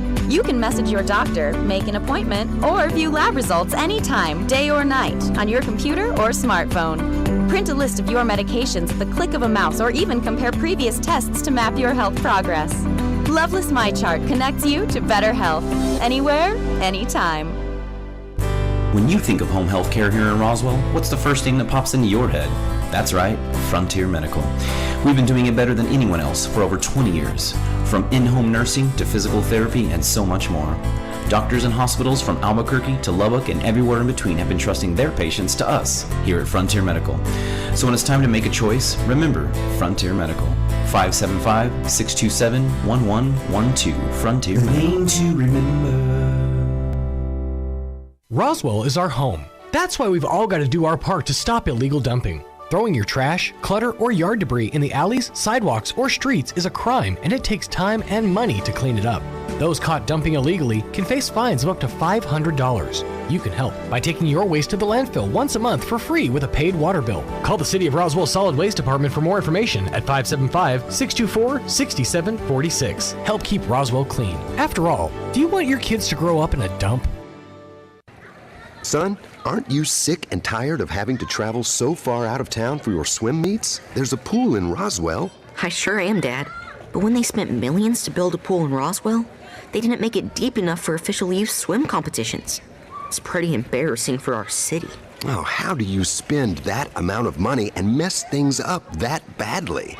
Mayor Dennis Kintai and the city council completely blew it. The pool is 3 feet too shallow for diving, and the swim lanes are only 25 yards long instead of 50 like all the other cities. Seems like Carlsbad, Artesia, Hobbs, and Alamogordo built their pools to meet the minimum standards, but Mayor Kintai dropped the ball. Well, sorry, Dad. We'll have to travel for your volleyball league competitions too, because the ceilings at the rec center are too low. The ceilings are half the height they need to be. Just great. Dennis Kintai, 8 years is long enough. Paid for by Tim Jennings for mayor. The Hounds are back on the hardwood Thursday night, February 17th, as they welcome in nationally ranked Lubbock Christian to Greyhound Arena. The ENMU women's team welcomes the 13th ranked Lubbock Christian women at 5, and the men's basketball team welcomes in number 3 ranked Lubbock Christian at 7:30. Don't miss out on every three-pointer, fast break, and dunk during the season. Tickets are only $5 for adults. Kids 8 and under are always free. Visit goeasternathletics.com for more information. ENMU men's and women's basketball, all in. If you're missing a tooth or several teeth, a dental implant may be the ultimate solution. Implants look and feel so much like real teeth that you probably forget you have an implant. Maupin & Brown Dentistry is one of New Mexico's most experienced implant providers, with literally thousands of implant patients who are absolutely delighted with the results. Call Maupin & Brown today for an evaluation. You'll be surprised how affordable implants can be. Maupin & Brown, your choice for experienced, state-of-the-art dentistry.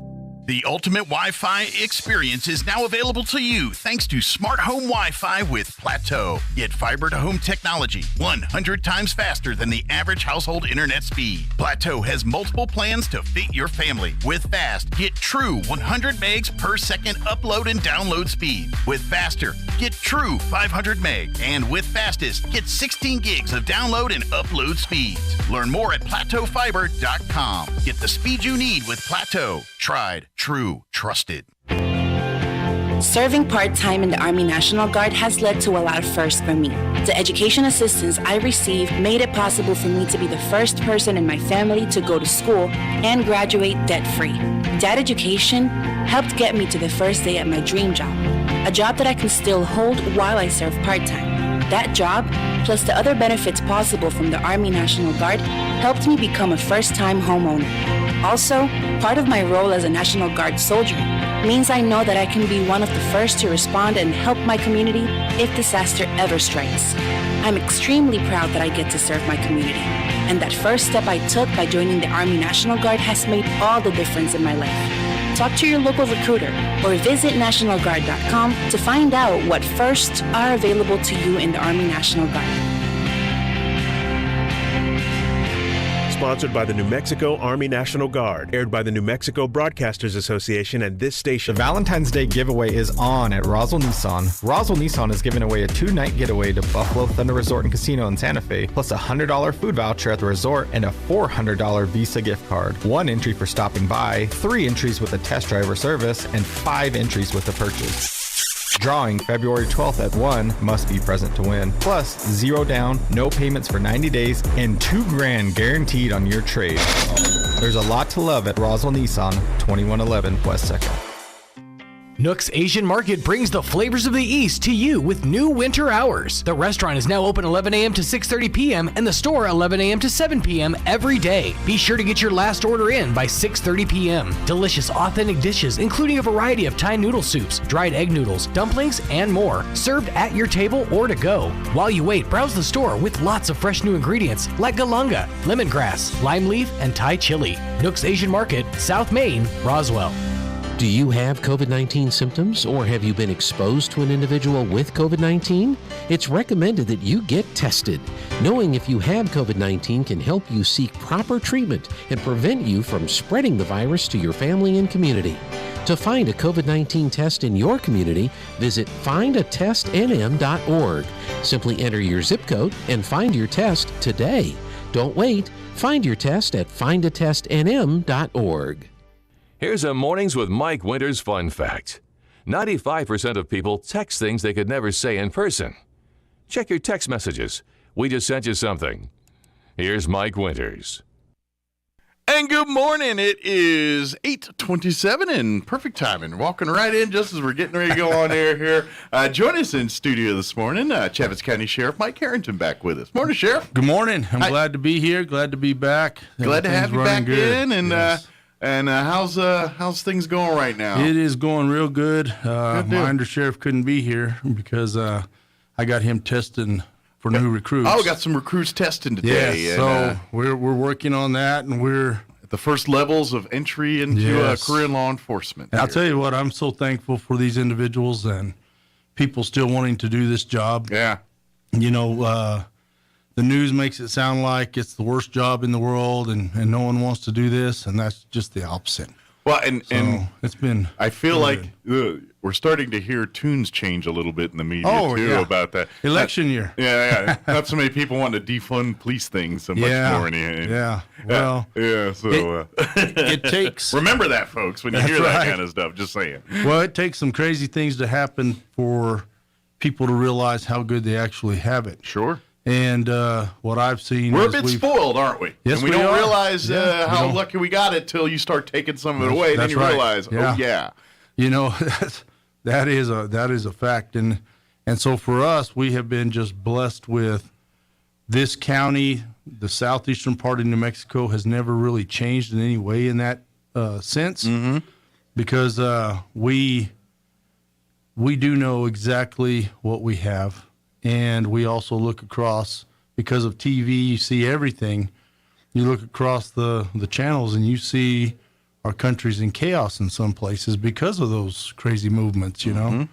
So we've done some things here, and I think the people know that we have done it, and we are servants of this community. Absolutely. And that's for the Chaves County Sheriff's Office, the Roswell Police Department, the state police. We all have the same mentality. We're here to serve you, and they all work hand in hand. And we work hand in hand, and Absolutely. so it's a good thing, and I am so lucky to be part of this. So, team. Just curiosity: are the recruits getting younger and younger on you? Oh, I'm going to just say that because we don't want to ever say I'm getting older and older on them. So that's how. That's how it is. But you know, but it seems like I didn't look like that when I first started. Did I? You know what I mean?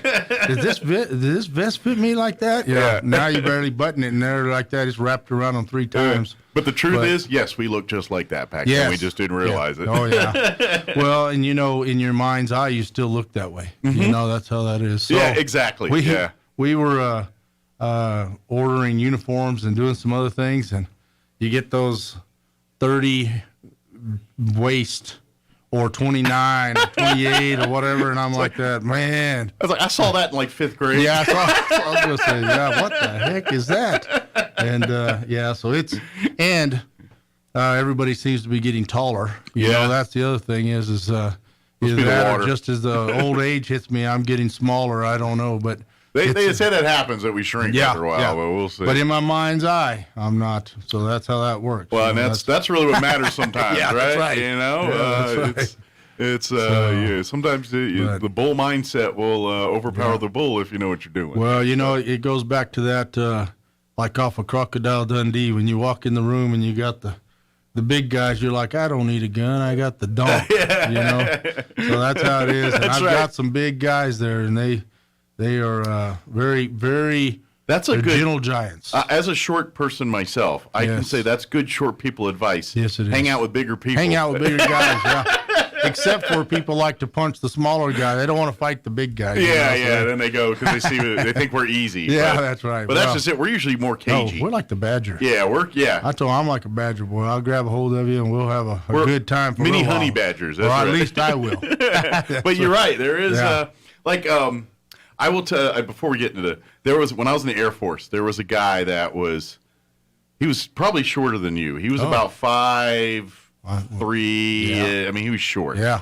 And good dude. He was Gunny. He was we called him Gunny, and but he had a case of the big man syndrome. And what I mean by that is he was 5'3", but he owned a dually that was probably the size of Arkansas. Yeah. He doesn't have to have just a pull behind trailer. Yeah. He's got like a 300-foot one. Yeah. Like everything he owns is even his wife was like 6 feet tall. Oh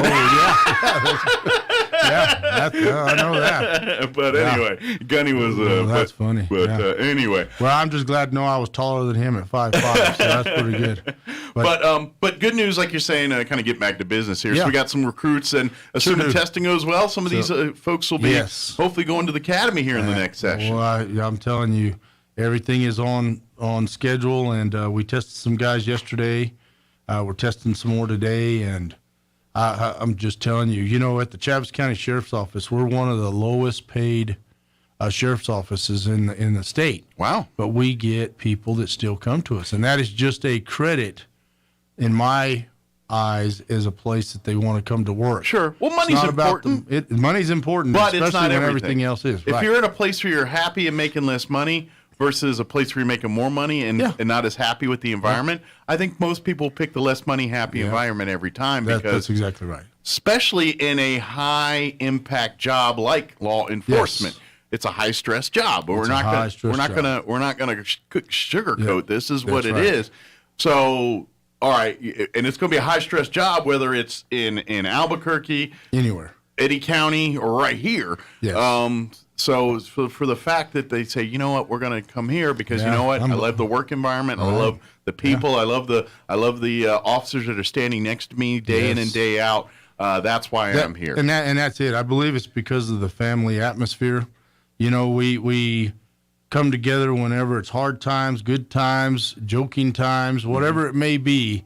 It's like you're dealing with your brothers and sisters, and you play around, you do everything. But when it comes to business, you take care of business. And if someone else comes to mess with you, you're messing with the whole family. So but also that makes you better law enforcement people because you've preached this since day one as sheriff. You got to have that relationship with the public. You got to have that interaction. So when your sheriff's deputies act like human beings instead of act like robots behind a badge, that's right. Which is kind of the image I think a lot of people think of law enforcement. And then all of a sudden you got a guy coming up in a cowboy hat saying, What's going on? cracking a joke with you or something. You know, it's like then it completely disarms the situation a little bit, and now people start talking to you like a person instead of talking to you like someone trying to plead their case or trying to get by something. You know, I get so much information that is given to me because I treat you like a person. I treat you like somebody who is part of my family, and that's how I do everybody. You know, and for me, there's some people who I have been talking to here recently who have changed their entire life around. And they're like, you know what? We just never wanted to talk to anybody in law enforcement or anything like that. And now we feel comfortable about it. And they're not talking to me about any specific thing. They just, when they see me, they come up to me and they talk and they feel trusted. They feel like they know it's a safe place. Yeah. And they know that my goal, I have two goals during the day: put the bad guys in jail and serve the people. And if you do that every day, people see it, and they know that not only is it here at work, but if I'm not here at work or working, I will do anything for you. You know, whatever I can that's within the law, I will make sure that it's done, and they can call me anytime. And I would imagine too, this also allows you and your deputies to when they're out on the streets, determining who are the quote unquote bad guys versus people that are not bad guys. They just did dumb or bad things. That's all it is. And so so that's where the policing comes in. It's like, all right, do we need to hammer down on this person because we know they're not really learning from this. Right. And that's where we talk our truly bad guys. Said, you know what, they've got a history here. It's time for them to go to jail versus somebody who had an argument or had something that was a one-off deal where you don't want to destroy their lives. You want to make them understand the severity of what's going on and serve any punishments that are justified here. But you don't want to say, all right, your life's ruined now because of this one instance. And I think most people think that's the case. Right. And then when your deputies come in and talk to them and say, look, we're just trying to figure out what's going on, make sure it's safe for everybody. Make sure you're okay. And then we'll figure out what needs to happen down the road. But it's usually not as bad as what people would make it out to be. And once they understand all that, then that helps you do your job, and in benefit helps them with a better outcome. You know, I can tell you in my career, numerous times I have had to take somebody to the ground, and then as soon as you get them in control, and because, not everybody's happy to see you when you show up. It's all emotion. Yeah. And as soon as I get them to the ground, and then I pick them up, I dust them off, and I ask them, hey, do you understand why that just happened? Yeah. Now you're making it more where they're starting to realize, because they want to blame everybody else. Sure. But at that moment, you've made some connection with them, and you're saying, hey, do you understand why that just happened? Sure. And not everybody has to go to jail. Those who are out there causing havoc within this community or hurting people, they need to go to jail. Sure. And we'll make sure they go to jail. So that's something that's important. One thing that I am very excited about, right now is the new jail administrator, Justin Porter. He's come from Clovis, but he's also been in Las Cruces jails, where it's the bigger jails, and he has come here and he is doing a great job. So is he changing some of the procedures that he used, like in Cruces, maybe? Yes, Here, gotcha. and he's doing a lot of it from Clovis, is what it sounds like to me as well. Well, these are more the maximum security stuff we're talking, right? Yes. That he's probably dealt with. Yeah, kind of New Mexico's version of super prisons, basically. Probably more of a bigger population within the jail, which means you have more people. Probably dealing with the trafficking, both drugs and people, those type crimes and things like that. Yeah. So he's doing a great job out there, and so I'm glad that gang-related stuff. Yes. So I'm glad to have him out there. That always makes it easy when you can go out and talk to the jail administrator and sit down and say, hey, what can we do to help you? You know, with my K9 Felix, we go out there and we'll run them through there. The police department has their dogs. They go out there, do the same thing, and it has become a great relationship.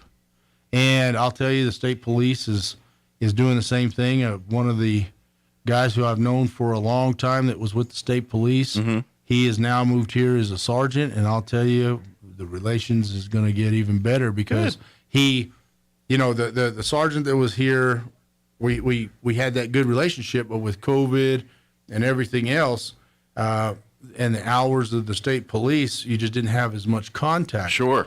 Where now there are two ships passing in the night, kind of thing. Yeah. Well, now we have individuals who are coming over and we're talking and we're really building a great team. Good. And so I think it's going to be a good thing, and it's just a matter of communication. There's always going to be ground fighting. You got like a bunch of kids.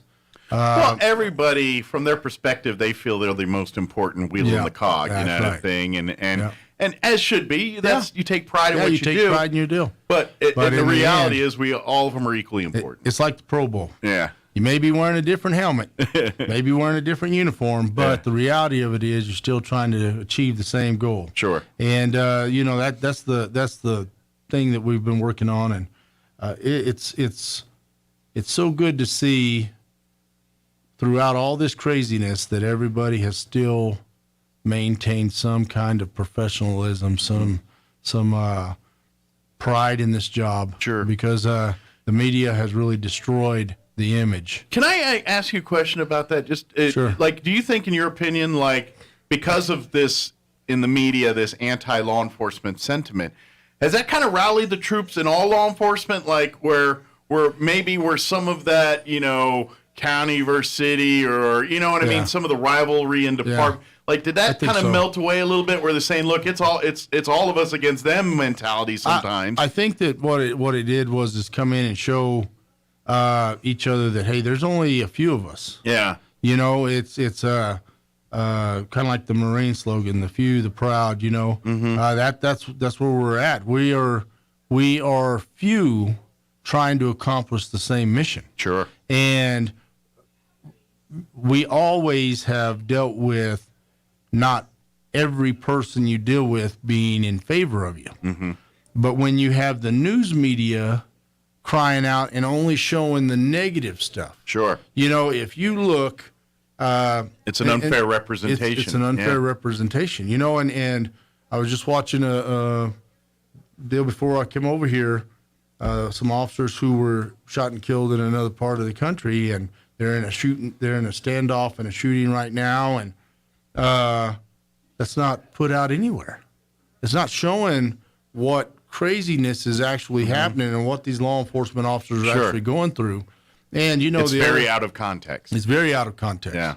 And it just seems like the law enforcement officers and those who want to become law enforcement have become motivated to show, we're doing everything we can every day. Well, and this is just the plain truth. Anytime a situation escalates, 99% of the time it was escalated by the actions of the person that you're being detained at that moment. Yeah. It's because that's just the way it is. Law enforcement is a react type thing, and so they're reacting based upon the reactions of what the suspect or the detained person is doing. That's exactly right. Yeah. We are proactive in looking for crimes that are occurring or even going to be committed, right? But when you get a 911 call, we are reactive. And when we show up, the focus now turns on the stranger in the house. Right. And that's you. And so whenever you come in, even though this individual's maybe having problems with their husband, their wife, or their kids, as soon as a stranger comes in the house and starts to explain to them this is not right. Right. You become the bad guy. Sure. All parties align against this foreign body. Yeah. Exactly. And as you know, a lot of officers throughout history, as well as in our current time, have been killed by the person who called 911 because they don't want their spouse to go to jail. Sure. Because when they get out of jail, they're going to get worse. Yeah. So we have some things that when we get there, we don't know who is the aggressor. Right. We don't know who has caused. You have to treat everybody dangerous till you figure out otherwise. Absolutely right. Yep. And so to teach that and still maintain a professional, calm appearance is tough. Sure. Because your reactions are going to dictate how they react. So That's right. you guys have to be head on the swivel, on your guard, toes, but acting like the duck. That's right. Where it's smooth on top and crazy on the bottom. Yep, that's in essence. In your head, it's this. That's why I got it's that the feet at the bottom. That's why I got that sheriff duck. That's what I tell them. I said, that's exactly the way it is. Yeah, and that's really... You should appear that, no matter what's going on in your head, what's happening, because when you're coming up to somebody who's shooting somebody, stabbing somebody, beating somebody, your adrenaline is running, your emotions are high. Sure. You get there and it's a small child that is the victim. You're going to have emotions. You're going to have other things, but you cannot let You have to be the adult in the room. That's your job, is the adult in the room. And you know, one thing is unfortunately, the more calls you go to, the more you see, the easier it is to remain calm. Because you're going to say, you know what, geez, this is bad. Yeah. But it's something that's not uncommon. And that's the challenge in law enforcement, because these officers have to build up a little bit of armor to kind of mentally be able to withstand some of the things you see. That's right. But at the same time, they can't let them jade them to the point where they can't effectively do their job. And that's exactly right. So you have to really train yourself. But more importantly, that's why we have field training officers. That's why we have these older guys who teach them, look, it's okay. Yeah. You're going to go through these emotions. You're going to have these issues. Unfortunately, there's some divorces. There's some other things that happen because of depressions and other things. They're having trouble coping with their own emotions and mechanisms, what they're seeing. And so they're human beings. They do the same thing all human beings do, and turn to vices and things to try to treat themselves. Well, the one thing that when I was in the academy, and this was 26 years ago, one of the things that was told to us is, hey, we are taught and we're going to teach you how to deal with other people's problems. Yeah. We're just not teaching you how to deal with yours. Yeah. And that's... and that's where... Now we're pushing more things like peer pressure, peer groups, all these different things. And we're getting ready to send some deputies off. But get these guys some mental health options and things. And we talk and we get together and we, the only way to get some of that stress off of you is to talk about it. And we can't talk to the everyday person about a case that is going, because it's hard for them to see the forest from the trees here. And they just you just tell them, you know what, man, I just came from a car accident where the baby was thrown through the window and hit a tree. And to them, that's like, how many? And you're talking like nonchalantly about it. Yeah. Or some of them are like that. Oh, okay. You want? Hey, good. Oh. And so the emotion is not there to be able to sit down and talk. But when you talk to another law enforcement officer, you can see it's the best counseling session you ever have. Yeah. Because as you're sitting there telling them what you just experienced, you can see their mind is spinning and they're getting ready to tell you what they just experienced. Yeah. And it's getting it out there And so we help each other in that sense. Sure. And it just feels better that you know that someone can relate to how you're feeling. Somebody's been there. Yeah, even if they're not necessarily solving the problem. That's right. There is a comfort in knowing that you're not going through it alone. Yes. And that's a lot of it is that right there. That is exactly what I tell to my deputies, that when you go to a call, we may not be able to solve every problem, but they're going to be able to tell it to you. Mm-hmm. And you're going to listen to it. And we're going to do everything we can to try and solve that problem. But there's times when we're going to have to refer you to somebody else or to put you through some other kind of... Something's going to be above your capacity. Yeah, above it. But what we have seen is that people just want to tell you. Mm-hmm. They just want you to actually take what you believe to be this big of a problem, a very small problem, that to them is a very large problem. They want you to take it like it's a very large problem. Treat it in the same manner in which they see it. Yeah, exactly. So that's something that we work on, and we go through that every day, and we talk about that stuff. And then sometimes the big problem in their head isn't really big, and that's for the law enforcement. So what about this, and all of a sudden they're like, that light bulb moment happens. Like, oh, okay, now. Well, and then problem solved, and the night goes back to normal sometimes. Yeah, and we've got mental health issues, and we've got anxieties and all these things that are happening all around us. And if you've never experienced any kind of anxiety, or you haven't ever dealt with someone who's had mental health issues, you don't really believe that it's real. Sure. And until you experience that, and I've experienced that personally. Sure. Not the mental health illnesses, but it could be with the anxiety side of it. And I'll tell you, there was a day I retired from the sheriff's office to run for sheriff. Anxiety hit me like you would, and I've never experienced nothing like that in my life. Yeah. I've seen so much and done so much, and when it hit me... But it was the unknown for you, and it kind of created this... It did. Yeah, I get that. And it when you go to the hospital every day for 30 days, so they'll check your blood pressure, make sure you're not having a heart attack. Right. Those things are happening, and that's real, and so... After you experience that, and I can say this, my anxiety has gone completely away. I believe that was given to me as a gift to show me how people actually feel, and to be able to, when you go to put a person in the back of a patrol car and they're handcuffed, and you're putting them into a closed-in place, and they start to tell you, "Hey, man, I'm freaking out. I'm having anxiety. I'm doing this," people are just like, "Hey, you afraid to go to jail?" And sure. Slamming the door yeah, on you. You're right. Yeah. And then they start bashing their head on the windows or the cage. And I now know that's real. Yeah. And you have to treat that as though it is real. Sure. They're not trying to run away. They're not trying to hurt themselves. They're trying to get out of a position that they feel impending doom. Fight or flight mode, and this is how their bodies react. Yeah, it's impending doom. You feel like the world's coming to an end. So, we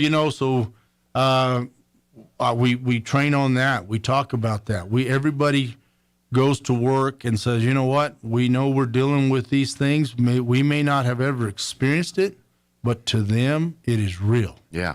And we have to treat it as though it's real. Mm-hmm. And, we go out to houses all the time, and they say, hey, the person is in the wall. Or, I believe I'm being watched. And they're in that wall looking out that little hole right there. You got to treat that as though full well there is. There's nobody there. No, the wall's just big. It's about 3 inches thick. Right. But the reality of it is, you try to find out who their mental health worker is, get things going. Maybe they're off their medicines or whatever. But you don't go there and humiliate or downplay it in any way, because to them it is real. Sure. Absolutely. So that's things that we work on. But it's important that everybody understands that the Chaves County Sheriff's Office, the local law enforcement agencies around here, we are serving this community 100%. Taking care of the business as needed. So. And when whatever comes up, we're going to be there. I am very thankful. The people that support us, they are vocal. You'll see it on my Facebook page. One person says something crazy, 20 people take care of that problem. Absolutely, yeah. And they come in and they take care of it. I really don't have to ever get on there and... We got a lot of people that come to defense of law enforcement in the community. Absolutely. And that's a great thing to see. No, it is. Yep. And I'm very thankful for that. You know, just like right now, we're getting ready to get our second K9 unit, and the money was donated by individuals. That's great. You know, so we're getting things done that the county may not be able to help us with financially, but the people will. Yeah. And so that's amazing to me, and it's something that I have not seen. You know, I've been doing this. This is my 26th year. I have not seen anything like it is today. That's great. And you know, sometimes you got to have craziness happen, and you look at what's happening, and it makes you appreciate the things we had. Well, and I think we live in a place where people are willing to invest in our community. It's like this is our home. This is where we live, and we want to make sure that the people. We take care of our people, and our people take care of us, and that's right. And that's the mindset that we have, and I think you're seeing the fruits of that, and that's exactly what that is, and and I think that's what makes our community great is we have that throughout the from Roswell to all of Chaves County, and even southeast of Mexico. We get to Eddie Lee County. Southeast. It's a very Friday nights might be a little bit of rivalry, but every other night everybody's good to go. I'm going to tell you, for me. With Portales, Lincoln County. So you got Roosevelt County, Lincoln County, which is Ruidoso, Otero County, which is Alamogordo, Eddy County, which is Carlsbad, Artesia, and then Lee County, which is Hobbs. And then me here in Chaves County, we have an unbreakable team. Yeah. And we all work together. Everybody has the same goals in mind. Sure. And one is to protect the Constitution of the United States. And protect the people of our counties, and we fight every day. We're in the middle of a legislative session that's it's state of New Mexico right now. You really have to because and this is there's a few sheriffs statewide that don't really line up with most of what you're saying, but for the most part, it's pretty much a united front across the board from sheriff's departments around the state. So we out of 33 counties, county sheriffs, we have 3 that don't agree. Yeah. And it's not as much that they don't agree.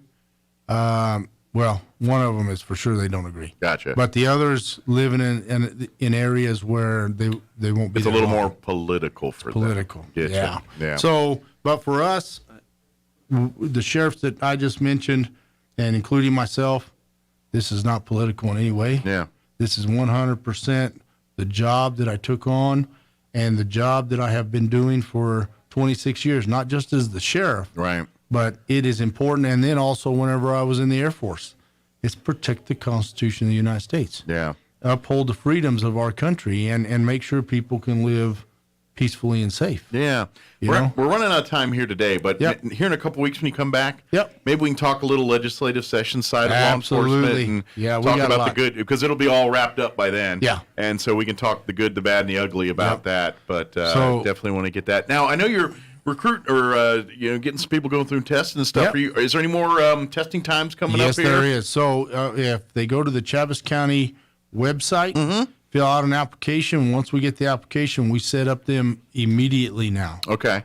Testing time. So we're not waiting till we get a big group. We're not waiting on anything. We bring you in. We test you. We do everything, do backgrounds on you, do everything that we can, because I'm not going to let things slip through our fingers. Well, if you get to the point where you're ready to go to the academy, the sheriff's department and RPD, they all do the same. Yes. They will make sure that you are prepared. Oh, yeah. To go up there because, like you said, it's a lot of money. It's a lot of money. And if there's a bunch washing out that aren't making it, then that's a lot of taxpayer money that's getting wasted here. Yep. So the sheriff's department, they will get you ready. Yes. To I would imagine. Yep. I'm not saying it's easy, but by the time you go to the academy, you're going to be so well versed on what's happening. You're going to feel pretty comfortable about what to expect and what you got to do. I'm getting ready to put out some stuff for basically saying Chaves County Sheriff's Office is hiring. Go to this website. Now, when's the next academy? Is that in the spring or? It's going to be in July. July, so summer here. So you got roughly 5 months to get. To get ready for that, physically, mentally, everything. Yep. So when they come on, we PT them. We put them through the physical training. We get them ready. So when they get to the academy, they're going in as a monster. Sure. They are so physically fit that when they get there, their mind can be on learning the laws and the jobs and how to apply and not because have to that's worry really about, the hard part is the mental side. It Everyone really worries is. about the running and push-ups. I'm like, that's the easy part to train That's for. the easy part. You in essence have to be kind of a walking lawyer when you're a cop because you got to know the law. You can't enforce law unless you know it. In an instant, you have to know exactly what the law says, and you're going to be critiqued on it when you go to court on how it was applied. But I will tell you, if you take the time to learn this, you're not ever going to lose to a lawyer. Absolutely. So it's amazing. Yeah. So it's a good thing. Yeah. So please, if you want to learn more, go out to the Sheriff's Department website here, or shoot, come on by and talk to one of the deputies or whoever's on call. They'd be happy to, provided nothing's happening at the moment. They more than likely to talk to you more about being in law enforcement and what it takes and the process and stuff like that. That's talk to the different deputies when they're out and about. If you see them having lunch somewhere or something like that, just whatever. Talk to them a little bit. They love to talk to you about that. So, and I'll tell you, you ever want to catch me? It seems like here lately it's at Home Depot. A lot of projects going on? Man, no, it's a lot of not knowing what I'm doing, having to keep going back. Good at sheriffing, not so much at home improvement. That's why I tell everybody, I have no skills when it comes to anything else. I'm like that. They're like, hey, you want to buy 3 or 4 of the different ones just to see if you get the right one? Well, maybe you should know a guy. You're the sheriff. Exactly. See, that's what I do. I was like, if I can't do it, I was like, I know a guy that's better at it than I am. I just butter them up. The bad part is I don't know how to do it till I start to do it, and then I'm really like, oh my gosh. That's the worst one when you think, I got this, and you're like, I ain't got this.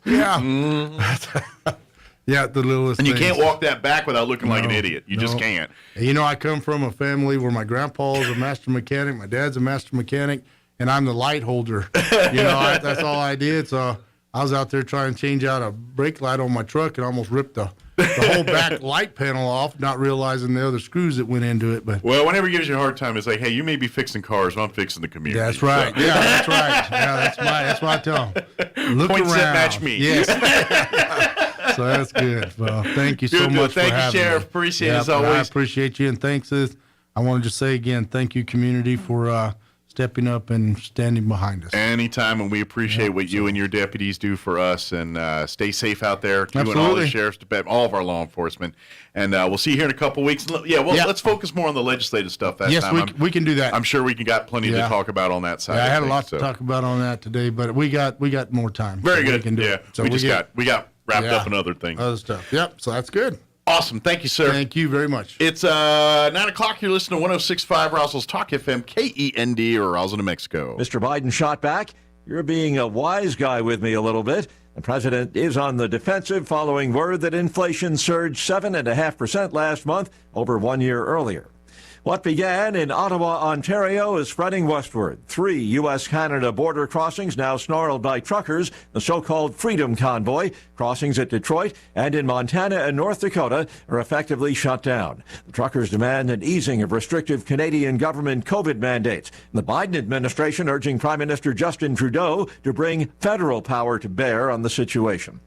As more states, even the bluest of the blue, roll back COVID restrictions, the nation's top doctor is chiming in. I can see a future where we can live our lives where we treat COVID like other respiratory viruses, where we're cautious, where we stay home if we're sick. We may even choose to wear a mask if we're sick, so that we protect other people. We wash our hands, try to ventilate buildings better, but that we do a lot of the things that we did before. Go to school, go to work, see our family and friends, go on trips. Surgeon General Dr. Vivek Murthy. The Lone Star State's heartbeat bill is bearing fruit. New figures released by the Texas Health and Human Services Commission found the number of abortions statewide fell from more than 5,400 in August of last year to 2,200 in September, after Senate Bill 8 took effect. Correspondent Jennifer King says it bans abortion once an unborn baby's heartbeat has been detected. That is usually at around 6 weeks of pregnancy. Watching Wall Street, stocks are mixed. Right now, the Dow is up 126 points, while the NASDAQ is down 36 points, and the S&P a fraction of a point higher. More on these stories at townhall.com. At Harry's, we know that Valentine's Day is about following your heart and sometimes making a change. So if your old razor isn't giving you the shave you deserve, this is the year to break things off and switch to Harry's. Our starter set has everything you need for a better shaving relationship. And if you go to harrys.com right now and use code SRNGOLD at checkout, you can get it for just $3. This Valentine's Day, treat yourself, or any shavers in your life, to the gift of looking sharp. Our starter set has everything you need for a close, comfortable shave: a weighted handle, a 5-blade German razor cartridge, foaming shave gel, and a travel cover. And that's not all. Harry's also donates 1% of sales to nonprofits that provide mental health care services to men in need. So if you or your special someone need to get out of a bad shaving relationship, just head over to harrys.com right now and use code SRNGOLD at checkout to get our trial set for just $3 and start fresh. That's everything you need to start fresh for just $3 when you use promo code SRNGOLD at harrys.com. Soggy COVID-related unrest in New Zealand. Sprinklers are usually used to gently water a lawn. Outside New Zealand's parliament, they're being employed to combat hundreds of protesters who refuse to leave. They're angry about a number of COVID-related issues, including compulsory vaccines for workers in some professions. The Parliament Speaker, Trevor Mallard, has ordered the sprinklers to be left on overnight. He said the activists would be more likely to go home if they were wet. The protesters protected themselves by wearing raincoats and dug channels to allow the water to drain away. The BBC's Michael Bristow. Germany's constitutional court refusing to temporarily block a coronavirus vaccine mandate for healthcare workers due to take effect in the middle of next month. The country's top court says it had rejected a bid to impose an injunction against the measure until a legal challenge against its constitutionality has been formally reviewed. News and analysis at townhall.com. At the Winter Games, an American snowboarding legend ends his career. A U.S. skier is 0 for 3, and Team USA advances to the women's hockey's semifinals. Shaun White's illustrious career comes to an end with a fourth-place finish in the men's snowboard halfpipe. White won 3 golds in the discipline in 2006, 2010, and 2018. The 35-year-old announced his retirement last weekend. Elsewhere on Friday, Michaela Schifrin bounced back from early first-run disqualifications in both the slalom and giant slalom. She placed 9th in her first-ever Olympic Super G. Team USA's women's hockey squad is out of the semifinals after defeating the Czech Republic 4-1, and men's curling defeats Great Britain 9-7 to improve to 2-1 in round-robin play. I'm Denny Kapp. Senator Joe Manchin again pointing to the devastating impact of inflation. He's urging his fellow Democrats not to add more fuel to an economy already on fire by spending trillions of dollars more. More on these stories, townhall.com.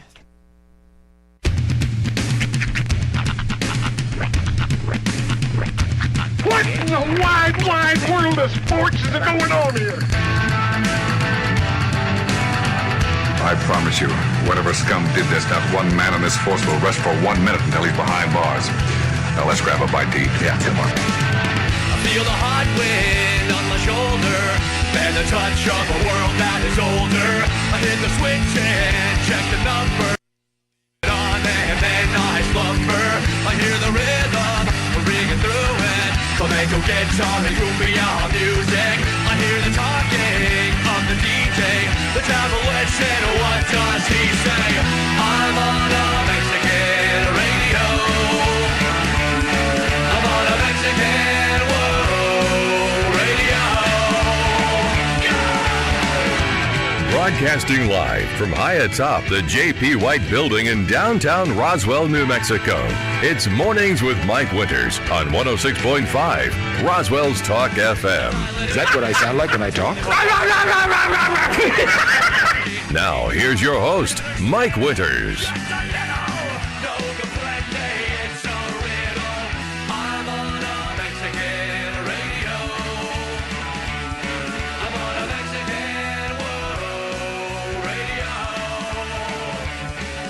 And good morning. It is 6 minutes after 9 o'clock. Welcome to hour number 3. Crazy invierno. Almost did Tricky Dick, but that wouldn't have worked. So I had to... You know what it was? You didn't set up the deuce last hour, so you're throwing a bit. Emailing. Mm-hmm. I'm such a... It's hard to multitask when you're in radio, you know, doing the whole, like, patting the head and rubbing the belly thing. Yeah. And plus then I get, like, for some reason... And maybe it's because I know where he's at. Like, people feel the need to want to share all their needs with me between 7 and 10 a.m. Right. It's like, oh, you know what? Yeah, he's going to be up. He's going to be active. He's probably going to be next to his phone. Now's the time to hit it. And I'm like, you realize This is the 3 hours of the day where you know where I'm at, I'm unavailable, and this is where it's Yeah, at. I'm usually pretty in pocket. Yeah. This is the one time of the day that I'm out of pocket. All right?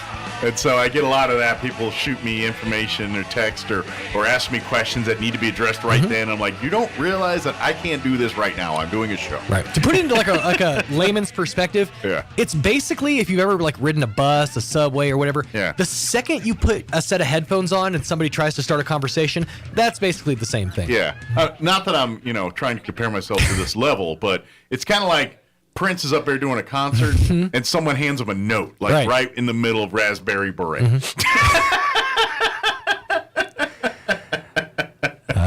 The kind you find at a secondhand store. Yeah.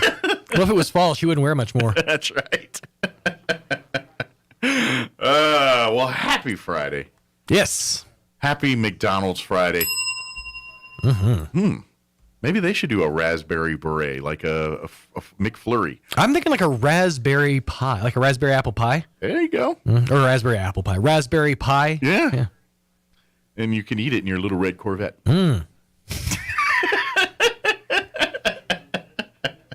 more references you want to shoehorn in there, buddy? You take little bites, just a little.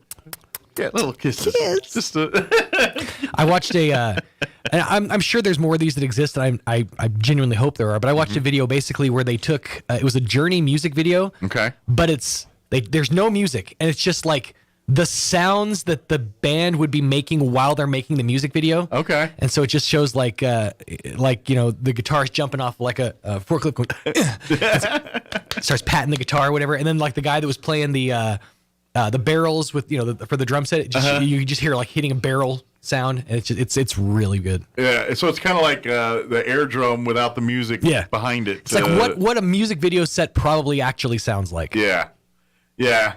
That's the part I hate about music videos, and I never liked that. Like because there was always a thing about lip syncing versus really performing, and I watched a thing too, and they were talking about how like when you make music videos, I think it was Making the Band I was watching, I can't remember, but they said basically like when you sing like you normally sing, you don't open your mouth wide enough, or most don't open their mouth wide enough to be like to look like you're actually saying the words. So you have to be like exaggerated with every single like phrase. Gotcha. Now this puts me on a different subject. Have you ever watched the show on Fox? It's a game show called I Can See Your Voice. No, but I've heard of it. Yeah, it's Ken Jeong hosts it. Right. And basically the premise behind the show is what you're saying, is they get these like 8 or 10 people up on a stage, a la Hollywood Square style almost. Right. And they're just every day. It could be a construction worker, it could be a teacher, it could be whatever. And so you have to determine based off clues whether you think this person can sing or not. And so the first round of it is they do a lip sync between a 2-on-2 and lip syncing a song, and so they play the real singers. You're hearing their real voice, right? The fake ones, you're hearing a fake voice, but you got to tell if you think that's really their voice or not. So kind of what you're talking about when we really sing versus lip syncing and opening of the mouth and holding the. They have to be able to tell comes which into play one. in that. Okay. Yeah. Okay. But it's kind of an interesting show. That sounds like a challenge. Yeah, it's kind of, and then the other rounds they do but the first round of like 6 of the contestant's a person trying to guess. Right. The rest are, I don't know who they are. They just get paid to be on the show, I guess. I don't know. Or maybe they compete if they don't. Maybe they get more money if they last longer. Right. I don't know. Or they don't get paid. That's probably like a to tell the truth situation. They just bring on the guests. Yeah, it's very much like to tell the truth with singing. Right. Basically is what it is. And it's marginally entertaining. How many shows is Ken Jeong going to do? Well, it's all the same because he did the Masked Singer. He did the Masked. What's the other one that they were doing, though? The Masked Dancer? Is it Dancer? I think it's Dancer. Okay. Yeah. And then now this show. That's one with Craig, what's his name? Craig doing the Pizza Hut commercials. Not Ferguson. Craig. Kilborn? No. He was in Hot Tub Time Machine, all those movies. Oh, Craig. Kilmeade. What is his name? Who is his name? What? But he's doing it. That's the guy from Fox News. But anyway, he's doing the Pizza Hut commercials. He was the host of the Masked Dancer. Okay. And Ken Jeong was like a judge all the time on that one. And the Masked Singer is a judge. And then now, I mean, I know those but shows. I can see Her Voice as a spin-off of those. Okay. It's Fox. It's another Fox property. Sure. And I know those shows film in like 10 days. I'm sure. So. And it's the same. Like it's just like what's his name from Community's on there all the time too, and Talk Soup. Joel McHale. McHale's on there almost as much as Ken Jeong. Really? I think those two are joined at the hip now. Well, they had I don't think they do it anymore, but during the pandemic, they actually started a podcast that got pretty popular. Well, I think they're still together. I mean, yeah, married maybe, I don't know. No, but you know what I mean. Mm-hmm. They still work together on many things. Sure. But yeah, so what is Craig's last name? I can't remember his last name. I'm gonna have to look that up. It's gonna eat my lunch to figure it out. I don't know, my phone. All I got is pictures of him singing about Pizza Hut. See, I don't. And then he's also doing commercial for one of these Bounce fabric softeners or something. One of these. I don't watch regular TV, so I miss all these commercials. Well, I figured like if you watch Hulu or something, you got the little breaks. So they pop up in those too. We pay like the $2 extra for no commercials. Oh, big time! That's right. I got mine free for my brother. That's how I roll. No, there are occasions that I get. I see regular commercials. I'll tell you when the majority of like the real regular commercials I see is like when I'm watching wrestling or whatever. Gotcha. Because they do breaks. Yeah, but Craig, whatever his last name is, he's doing Pizza Hut commercials right now, and for like Gaines fabric softener or one of these, where he's talking about his drawers. Yeah. Doggone it. That is gonna drive me crazy. I know the guy you're talking about too. I just can't. All right, I'm going to do it right now. Okay. By the way, let me take an opportunity to thank the fine folks at McDonald's for providing delicious breakfast treats for ourselves and our guests. McDonald's with 2 locations right here in Roswell, including the soon-to-be-opened South Main location. Head on over to either of those locations here in Roswell and enjoy delicious breakfast treats of your own. And download the app for discounts, rebates, and savings that can really, really add up. Yes. Hold on. I'm getting warm. I had myself a free fillet of fish thanks to the rewards on the app this week. So the points pay off. Craig Robinson. Dadgummit. Thank you. DJ Request. By the way, look for your breakfast fish pancake. It's coming soon. It is 9:14. Let's get you up to date on the weather. I'm meteorologist Steve Hamilton with your Pecos Valley weather. Pretty warm today, but cooler over the weekend following a cold front that'll be arriving late tonight. Upper 60s and low 70s and sunny today. Overnight, a few clouds and low to mid 30s, and then a little bit cooler tomorrow with a few showers possible. Our afternoon high stays around 50. Clear and cold on Saturday night, mid 20s, and then low 60s and sunny Sunday. That's your latest forecast. I'm meteorologist Steve Hamilton. Thank you, Steve. And currently, dang it, I did not bring up my weather. Bad, Mike. Currently, I didn't refresh it either. Man, I'm slacking here. Currently, 49 degrees here in Roswell. Humidity is at 27% with winds out of the east at 3 miles per hour. All right, I'm not gonna lie. It's gonna get a little roller coastery the next 24 to 48 hours. Today, gonna be beautiful. Sunny skies, a high of 70. Winds will be out of the northwest, 15 to 20, so a little breezy. That's bringing in the roller coastery.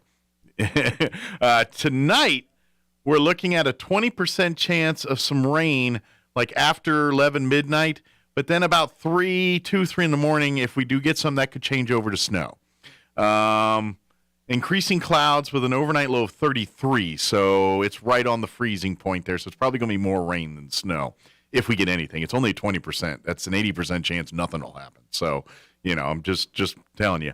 Winds will be out of the north 10 to 15 miles per hour. Saturday, tomorrow's going to be a chilly one. We're looking at a 20% chance of some rain and or snow before 11. Mostly cloudy, then gradually clearing, but our high tomorrow is only 48. We're only going to get to 48 with north winds 5 to 15 miles per hour. And then Saturday night, mostly clear, overnight low of 24, southwest winds at around 5. And then Sunday, Super Bowl Sunday, we're back up into the 60s. So that's what I'm saying, a little roller coastery here. Sunny skies, a high of 63 on Sunday. Winds will be out of the north 5 to 10 miles per hour. And then Monday, we're warm back up. We'll be in the 70s. 71 and sunny on Monday.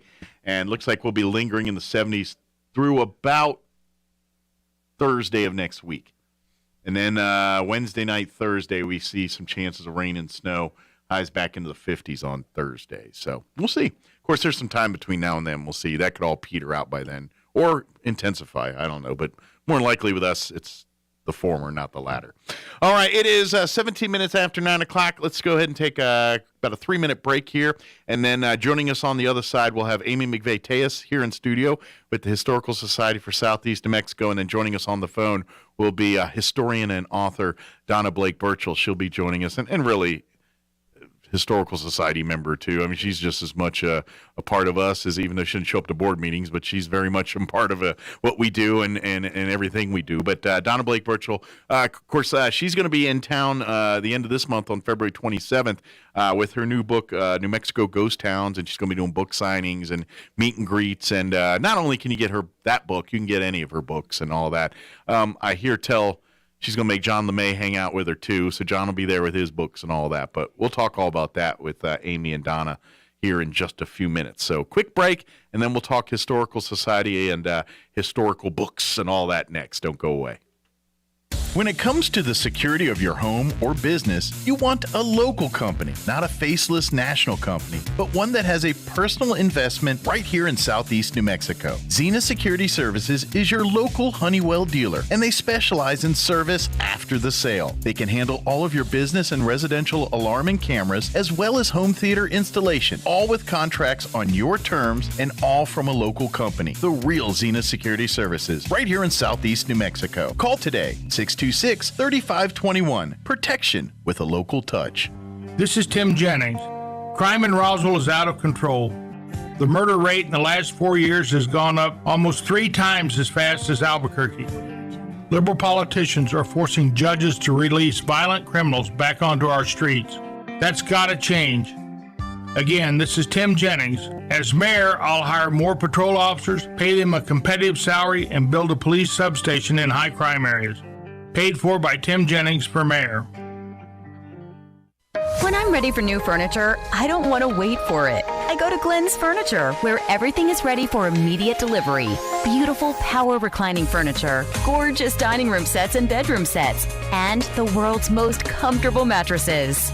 Glenn's has the quality furniture I'm looking for at the best prices around, in stock and ready to go home. So don't wait around. Hurry to Glenn's Furniture at the corner of Union and Alameda, delivering for free since 1953. When you think of home health care here in Roswell, what's the first thing that pops into your head? That's right, Frontier Medical. We've been doing it better than anyone else for over 20 years. From in-home nursing to physical therapy and so much more. Doctors and hospitals from Albuquerque to Lubbock and everywhere in between have been trusting their patients to us here at Frontier Medical. So when it's time to make a choice, remember Frontier Medical. 575-627-1112. Frontier Medical. Name to remember. Austin Industrial is currently seeking a janitorial staff position to work in the Holly Frontier Refinery. You will be responsible for cleaning and sanitizing offices, meeting rooms, bathrooms, kitchen and dining room, and public areas. No minimum education requirements are needed, no experience is required, and pay is $13.50 an hour for this full-time 40-hour-a-week position. Apply at austin-ind.com or call Miss Cookie Look at 832-657-3385. Austin Industrial is an equal employment opportunity employer. For generations, families have turned to LaGrone Funeral Chapel and Roswell Crematory for care and support in their time of need. It's comforting to know you have a personal touch of local people assisting with your needs. LaGrone Funeral Chapel has offered continuous service for over 40 years and is proud to serve the entire Pecos Valley for centuries to come. They urge you to consider all your options in advance, like pre-planning, trust, integrity, and personal care for over 40 years. LaGrone Funeral Chapel and Roswell Crematory, 900 South Main, Roswell. Locally operated by people you know and trust. Here's a Mornings with Mike Winters fun fact. You cannot snore and dream at the same time, unless you're dreaming about snoring. Here's Mike Winters. Hey, good morning. It is 9:21. All right, I'm having a bad morning, man. This is unprofessional 101. All right, here's what I'm going to do. It's Friday. Me and Amy were chit-chatting, and I just completely spaced out on calling Donna here. So I'm going to do this on the fly, and hopefully she'll play ball with us and not realize that I'm screwing up. So But Amy's here. Amy McVeigh is here It's from a great the day, and Historical it's Friday, Society. Mike. You're awesome, Mike. It's all good. Well, it's Friday, so I'm going to let it go for me this time here. But all right, I want to put her on the ruckus, so we're going to surprise her live on the radio here because I called too late. Hello. Hi, good morning, Donna. Is this Donna? Yes, it is. Hi, Donna. We're doing this right on the radio because I was talking with Amy during the commercial break and completely spaced out and realized that my commercial break was over and I didn't call you yet. So we're doing it live on the radio. We are live and ready to go, and it's Fabulous Friday. And, there you go. that's Amy there on the other side. So hi, Amy. How are you? Hi, Donna. Wonderful. Professional radio at its finest this morning. There you go. See, we just slid right in there. We did good. Okay. All right. Well, let me do my official part here to make it official. So it truly is professional. Of course, Amy McVeigh is joining us here in studio at the Historical Society for Southeast New Mexico, and on the phone is Donna Blake Burchell, historian, author, and Historical Society friend, member of the society. Just been for a long time. Just amazing woman. Kind of where John LeMay handles a lot of stuff up north, Donna does that kind of stuff down in Eddy County, down south there. So it's kind of like the John of the South. Or John's the Donna of the North. I don't know what you call that. But. I just call them the dynamic duo. They just work right good. They just work perfectly together. But Donna, good morning. How are you doing today? I hope you're awake for all that. Oh, yes. Good morning. I'm doing wonderful. Thank you for having me. Very good. So now, of course, if you're not familiar with Donna's work, how many books have you written now, Donna, total? Well, this one is my 12th. 12th book here. Yeah, probably, I'm going to say maybe The Wicked Women, probably prior to this one being your most popular and most read and most requested. Is it Wicked Women, Donna? Well, Wicked Women and The Haunted Hotels. Honey, yeah, that's probably neck and neck. Yeah. But so now... and of course, what we're doing is Donna has a new book that's out, and coming up here on February 27th, we want to get the folks of Roswell and Chavez County a chance to have Donna come to town and meet her, get a copy of the book, and of course, if you have questions or how often do you get a chance to talk with the author, like right there in front of you while you're doing the book and all of that, and not very often, and of course, someone of Donna's caliber who's a historian who chews the dirt of Southeast New Mexico and visits it, you kind of get a unique perspective there of that. So I would say, come on out and get, if you already have a copy, bring it with you. She'll sign it. If you haven't got a copy of the book yet and would like one, we'll make that happen and she'll autograph it. Or I know there's some people that are like, no, don't mess up my pristine copy with your ink. And so, Well, if you want to copy Hidden History, they'll both be there. John and Donna. So there you go. And John will be here with his latest books, and of course, all through there too. So I got to ask, the latest book is called New Mexico Ghost Towns. I don't think I mentioned that part yet, which I'm guessing based on what, kind of the various subjects that you cover, this one is, again, back going to be in that popular vein because, and I think it's just society because you can't, you turn on cable TV now, anywhere in the Travel Channel / Discovery Channel part of your TV viewing, almost at any given time there's like a paranormal show on, either Ghost Adventures or Ghost Hunters or Ghost something or another. And so there's a lot of demand for people wanting to learn about ghosts or history through ghosts sometimes here. So I think Donna's figured out that formula and now, bringing that to people. Is that pretty fair, I guess? Yes. I try. I try. So talk a little bit about this book. What do you do for research? Do you have to go to the ghost towns and talk to the people, or is it a lot of time in places like the archive facility digging stuff up, or a combination thereof? Where, when you do this book and really any of your books, how does that process go? Well, actually, it is a combo of all of it. I do like to travel, so I travel to as many as I can. I like to see things I've never seen before and get a personal perspective of the area. That way I can relay it to the reader. And there's a lot of great ghost towns in this town, and people who are working very diligently to preserve them. And my hat is off to them. I think it's fantastic. And I wanted to give them a special shout out to, because they're doing fantastic work, because without them, these places would just fade away. And we can't have that. We just can't have that. And yes, the archives the Roswell archives are phenomenal.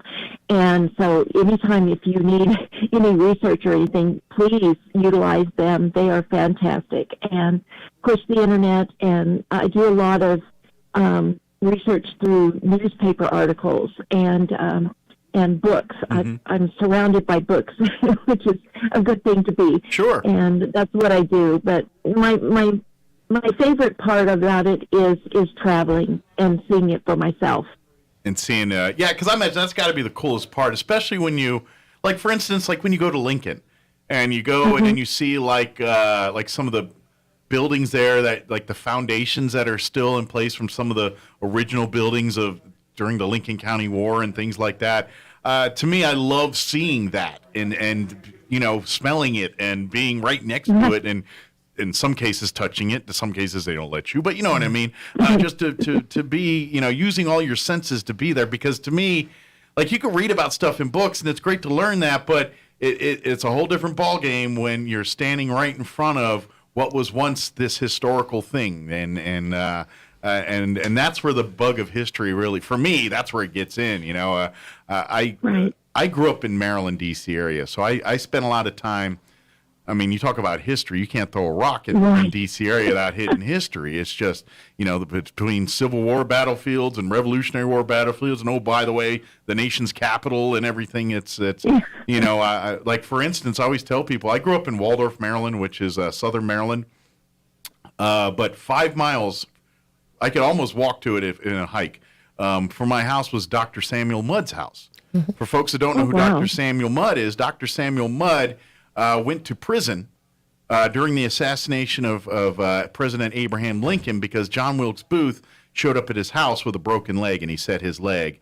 And then John Wilkes Booth went on to go into Virginia, where he was ultimately caught, and we know the rest there. But Dr. Samuel Mudd went to prison for that in the Florida Everglades. And matter of fact, he eventually got released because of a yellow fever outbreak in the prison down there, and he, as a doctor, helped a bunch of people, so they let him out. But I'm not sure if they finally got it, but his family was trying to get him pardoned, and I think they like in the Carter administration is when they finally looked at pardoning him. But but my point, I got down the trail rabbit hole here, but the point is history's right there, and so to be able to be there and see it and see the buildings and see the what the lay of the land was kind of like during this time, to me, that's where I got sucked into history. And then the books and everything just kind of add the layers to that. So, Donna, I'm interested. Was there one ghost town in particular that sparked this book? Yeah. Well, actually, Chloride. Chloride is kind of in the middle of the state up there by Truth or Consequences. Okay. And the man who is preserving it, Mr. Don Edmond and his wife Donna, it was a happenstance. It was a great coincidence that they found this. They got lost, and that's basically what I do every time I go out. I get lost. And so, See, there's good in all things. That's right. Yeah. They came across this beautiful town that was pretty well preserved, and they decided that they had to make it their own. So they bought it, and they have a beautiful Pioneer store that was not so beautiful when they got there because it was full of rat feces and bat feces. But once they got that cleared out, it was like a trip back into time because nothing had been moved and everything was back from the 1800s, and it was just fantastic. And you can go in there today and go through this museum, and if you're lucky enough, you can have Mr. Evans be a tour guide, which I was, which was wonderful. I mean, you can't get any better than that. Yeah, and, Chloride. And they have a hanging tree, which was never used for hanging, but what they would do in case they needed one, they designated one. Right, yeah. It's actually the Chloride National Forest, the one tree. And now, I'm not a scientist, but I'm pretty sure you need at least 2 trees to qualify as a forest, right? My branched out. I don't know. It's all branched out. Take a sapling off it, stick it next to it or something. You know? We're in the desert. Maybe one clear. Yeah, this is true. Maybe the rules apply. That's cool, but that's the fun part. Like you said, it's that for you. That's I don't know. To me, that's the cool part of history, though, is to be able and obviously that's a pretty unique scenario. That's not happening every day where you just stumble upon a ghost town and find 150-plus-year-old artifacts laying around. That's really cool, but that happens all the time, and I imagine. In places here where there isn't, man isn't touched everything here yet, or when they did, there's a lot of time between men touching this area and then coming, banning it. So I would imagine there's probably more ghost towns just waiting to be stumbled upon out there somewhere that history just forgot about, Absolutely. I've heard that there's over 400 in New Mexico alone. Yeah. Now, some exist, some don't. Now, is this all towns that sprung up, basically looking for the money, mining of various silver, gold, guano, whatever it is they were into? That's really how all these towns popped up, right? Is in the search of basically money. Yes, basically over in the southwest area, it was silver and gold. Okay. And they had massive amounts of it over there, and all the mining towns that sprang up from there. And then, of course, when the silver panic of 1893 hit, they devalued silver, and that just wiped out any populations. These populations were up in the upwards of 8,000 people, which is phenomenal, But then they dwindled down to 100, and then maybe 4 or 5 now, and that's kind of sad. And then a lot of the ghost towns were created because of the lack of the railroad going through. Okay. Right. I'm sure there was a lot of towns trying to vie the railroad. Hey, of course they're looking. Santa. Obviously, we know where it ended up, but I imagine at that time, surveyors are looking for the path of least resistance, where mayors are like, hey, what do we got to do to angle that track to come through our town? And correct. So that's like White Oaks. White Oaks got surpassed by 12 miles, and it was sad. I wonder if we shared a similar, maybe not to the scale, but when the interstate system kind of got moved into place and where they decided the interstates, what towns they would go through and things like. I wonder if there was similar types of things going on when that was being laid out and planned too. I know that's another book for another day, but just kind of putting it together.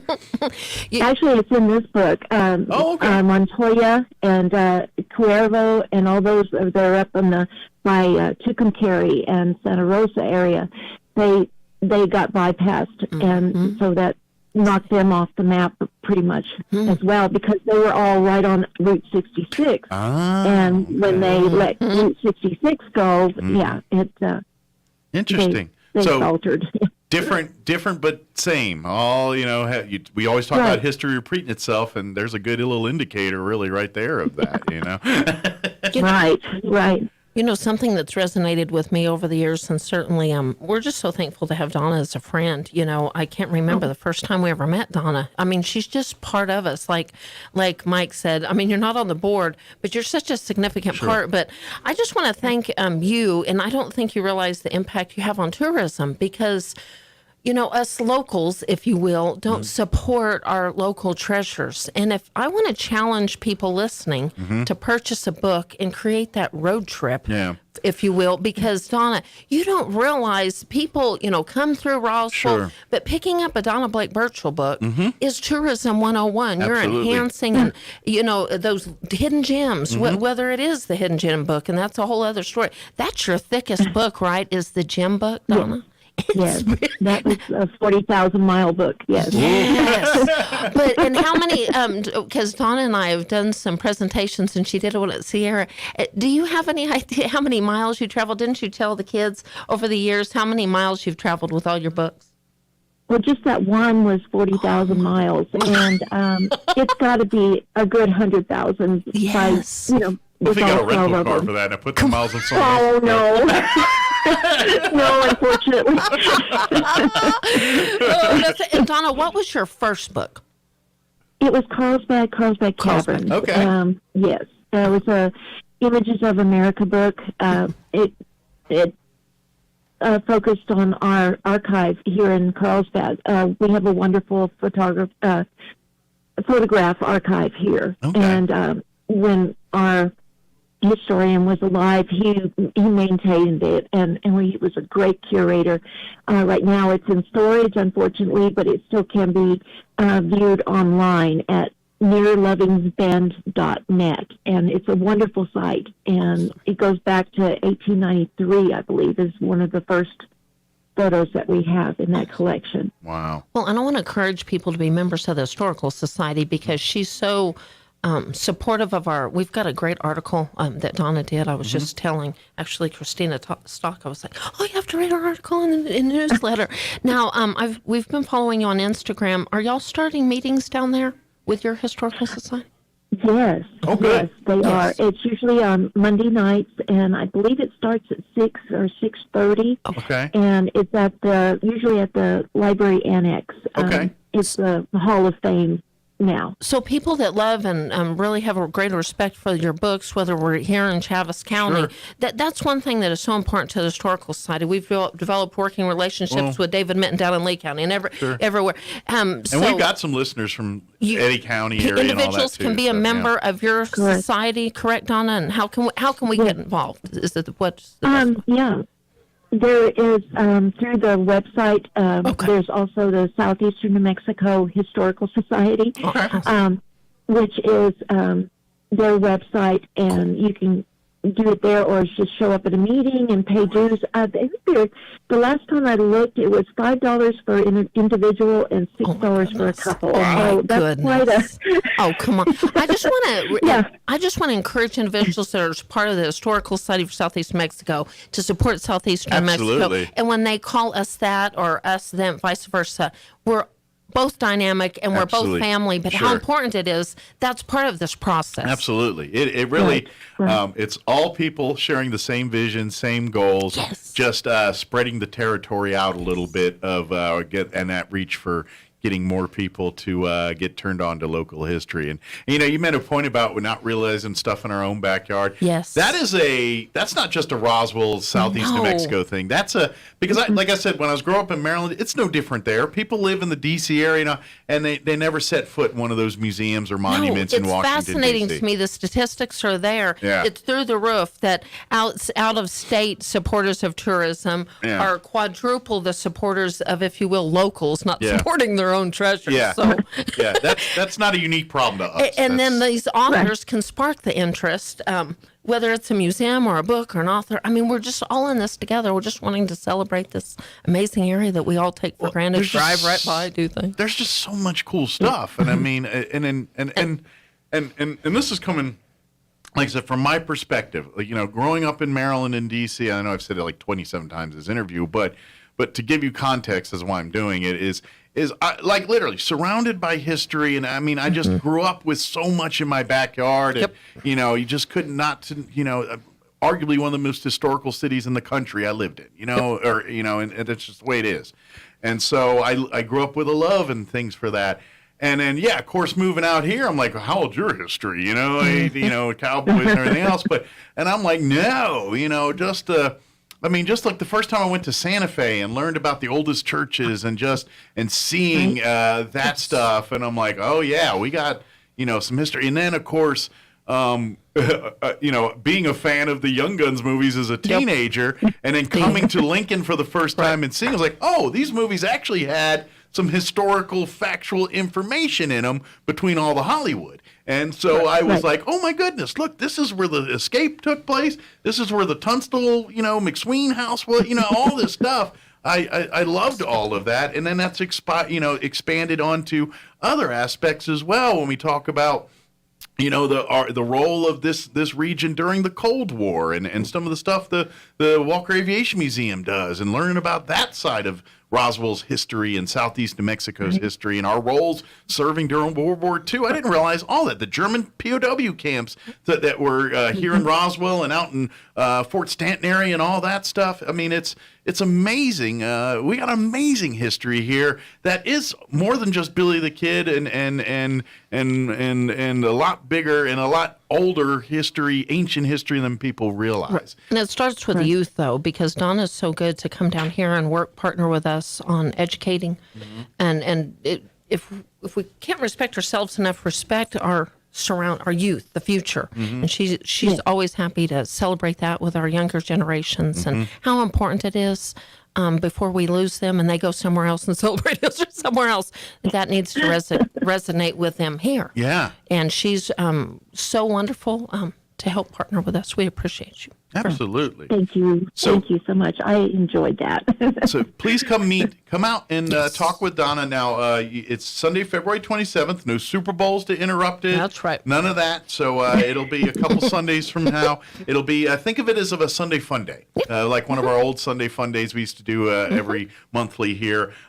Pre-COVID. But yeah, think of it as a Sunday fun day event with Donna Blake Burchell. She'll be here with copies of her latest book, New Mexico Ghost Towns. And of course, if you're trying to get a copy of some of our other books, we'll make sure we'll have those lying around and we and could all that. Sell out. If you're listening right now, want to reserve a copy or stop by and purchase one in advance. We've had people coming in already. Call the museum at 622-8333 or email me at historydirector@outlook.com, and we'll have. Now, is this book on the Historical Society's website yet? As far as it's not. Thank you for asking. Okay, that's about it. Before I told about people, that last I was night. like, is this one up one of the ones It's on not, the book yet? Okay. But you can support us and give us a call. We have copies, and thank you for asking. And I just forwarded that on to get that on the website. Perfect. But if you go like right this second, you can see all of Donna's other books there and order them and bring them with you on the 27th to get those signed as well. And of course, it's okay if you buy a John LeMay book or two or an Elvis book. Or, well, and I love when they're both together because you can get the dynamic duo to both autograph their book, Hidden History. If you don't have a copy of it, you've got to have that. That way you can get them both at the same time, get the autograph.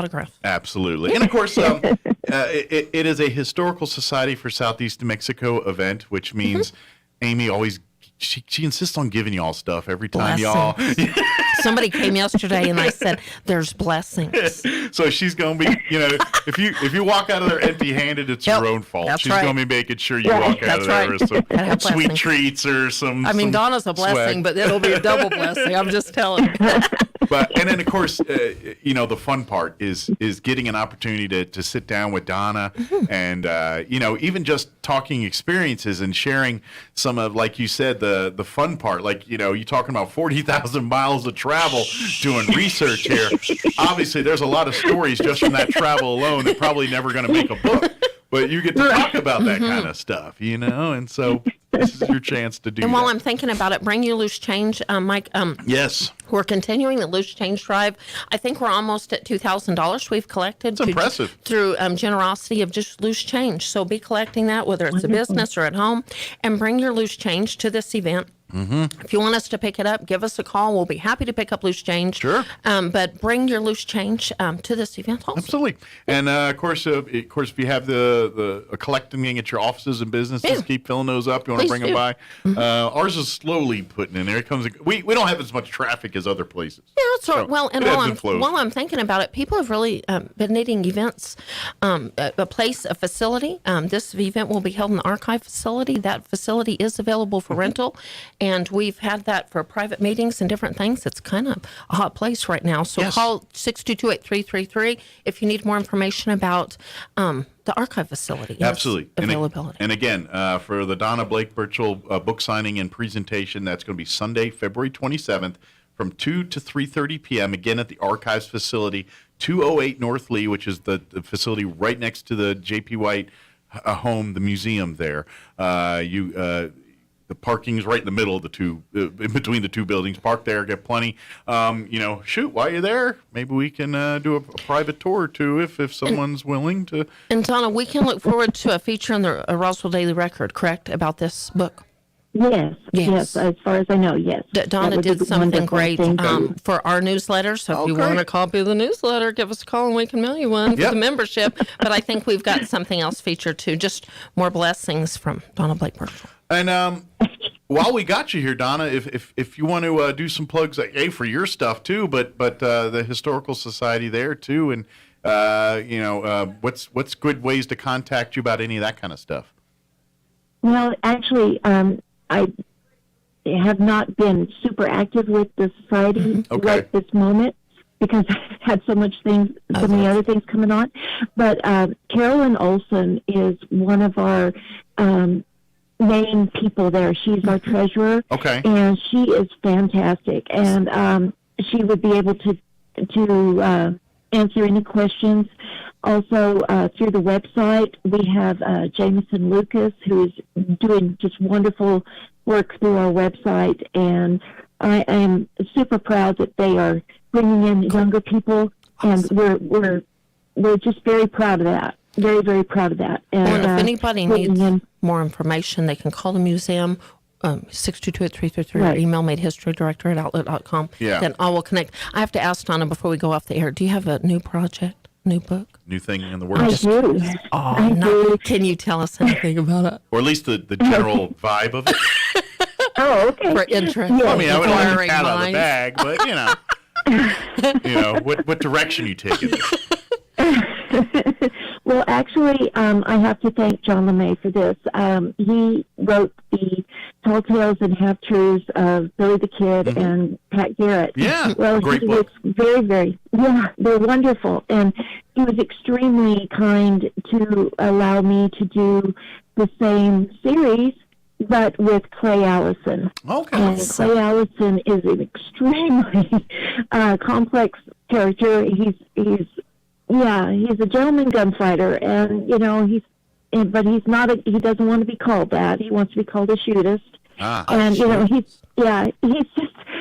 from all the way from Colorado all the way down to Pecos, Texas. He's been in New Mexico and causing trouble the whole length of the state. Stirring up ruckus. Yeah. And so exciting. See, that's exciting. And so he got a folklore-like reputation. Anytime that happens, sometimes the lines between truth and legend blur a little bit. Right, exactly. So I'm having fun finding out the truths and the half-truths of this man. Yeah, it is. It's been a great Good project. deal. So maybe here down the road here, either later this year or next, we could see that on the shelves. I feel a future presentation coming on already. Good deal. Well, until that happens, you're going to have to wait till the 27th. There you go. Come on down and come and meet Donna. Come learn and come and get a copy of the new book, which is the new book until this new one comes out, New Mexico Ghost Towns, which is going to be a fascinating look at some of long lost, forgotten places in New Mexico here, and hearing the stories of them. That's and I love that. That's because. Trust me, once you get into it, you're going to be, I'm telling you, once you get cracking open into one story, it's going to begat the next. You know what I mean? You just, you get kind of lulled into it, because history, after all, is a study of people. It's us. And everybody loves and concerned about people. So when people say they don't like history, I call foul on that, because I think you do. Right. Oh, for sure. Yeah. For sure. Mike, before we get off the air, I know somebody's listening in California, and we're not going to let the cat out of the bag, but there's been a challenge on the table. And just so you know, our friend in California, we are working on that challenge. That's what got us off kilter right before we got on the air, because we were doing our investigation. So, Gary, I know you're listening. And just know that we're working on the challenge, and I'm very excited to see where Mike and I take this. Is that a good way to say that? I'll tell you this. It's going to require me wearing a helmet. So you can figure out where that's going.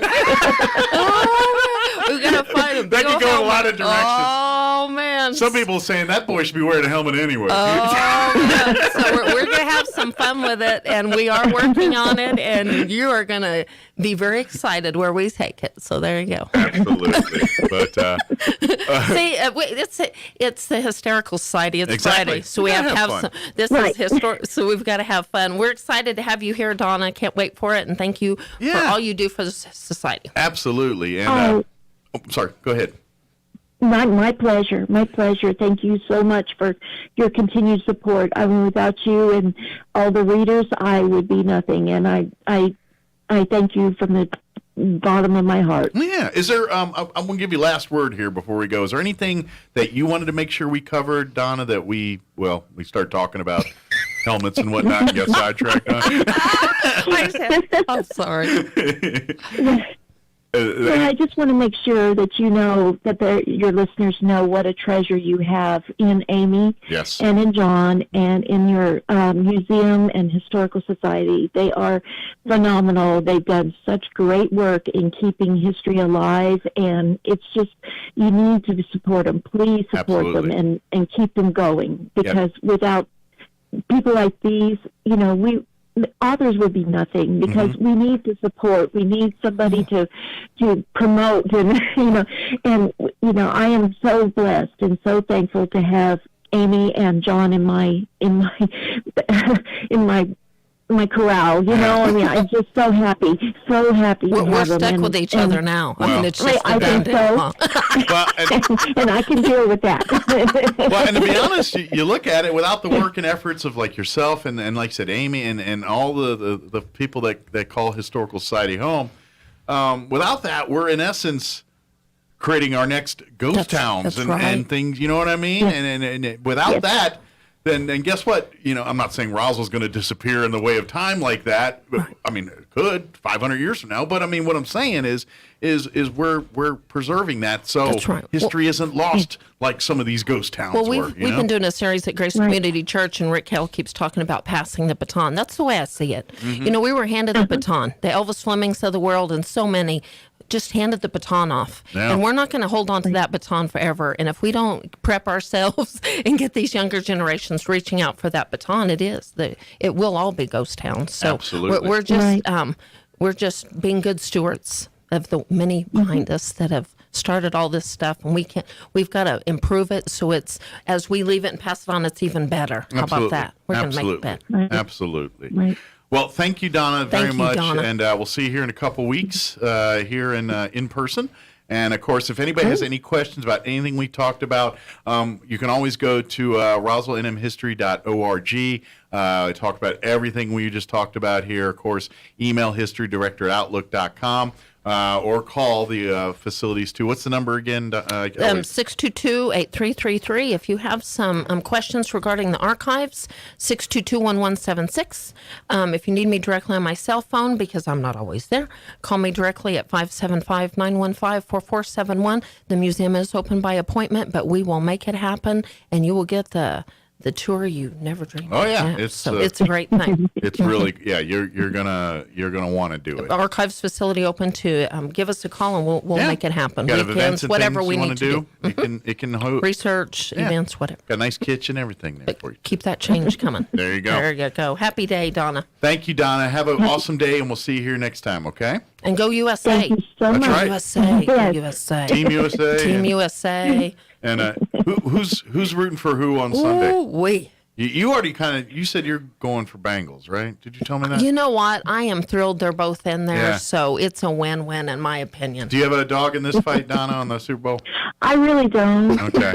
I don't either. Just love it. And like I said, with the Olympics, Super Bowl, it's just a fun sports weekend in I general. like to root for the underdogs, so my heart's going to kind of be with the Bengals. I agree. But my head says, Well, I mean, the head planets coach's are aligned. name for the Rams is McVay, so somehow we might have lineage. I might have it. I've got the McVay thing going. You never know. He used to be with my favorite team, and I'm kind of butthurt that he's not coaching there now, because look at my team. Look at this one. So. But have a great weekend.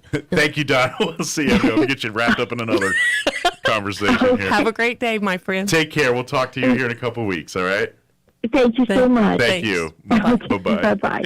All right, that was Donna. Thank you, Amy, as always. We'll see you here next time. Thank you. 9:56, quick break before I got to go. Don't go away. Now for a Pecos Valley news update, I'm Jared Cirillo. The Department of Health encouraging New Mexicans to seek COVID-19 treatment options as soon as possible after the first symptoms of illness to significantly reduce the risk of hospitalization. Most New Mexicans qualify for outpatient COVID-19 treatment options that can be taken at home, especially those at high risk for severe disease. However, in the last couple of weeks, individuals have used less than 19% of the state's oral treatment supply. Chavez County deputies responded to a rollover crash of a pickup truck early Thursday. The crash near State Road 2 and Jicarilla. When the deputies arrived, they found the driver of the pickup had been thrown out of the vehicle. The pickup came to rest close to the train tracks. The man was flown out by helicopter to an area hospital due to the severity of his injuries, his name not known yet. And ENMU Roswell will ask for some fee increases next academic year. The Board of Regents expected to vote on the request February 18th. You're up to date. I'm Jared Cirillo. Have you ever just been tired? I'm not talking about sleepy tired. More like my mom used to say, sick and tired. It seems like I've been meeting a lot of people lately who are just tired. They're tired of their jobs, of politics, of rising inflation and paychecks that have stayed the same. Tired of doing school and work and everything at home instead of somewhere else. And they're certainly tired of COVID. The stress on us because of where the world is right now is high, and it doesn't seem to be going away anytime soon. Often I'm asked by people who are tired if there's any secret to getting rid of the tired. My answer is simple, but simple doesn't always mean easy. Jesus said, "Come to me, all you who are heavy burdened, and I will give you rest." That's my simple answer. Give your burdens and all those things that make you tired to the one who can handle it. His shoulders are broad enough to carry your burdens and to hold you up when you're tired. It's taken me a while, but I think I finally figured out that my shoulders are not near as broad as his. I just need to learn to give up trying to carry everything by myself. Join us at the Country Club Road Church of Christ for worship at 10 a.m. on Sunday, located on the corner of Country Club and Washington in Roswell. Time to double up and save at Roswell Honda.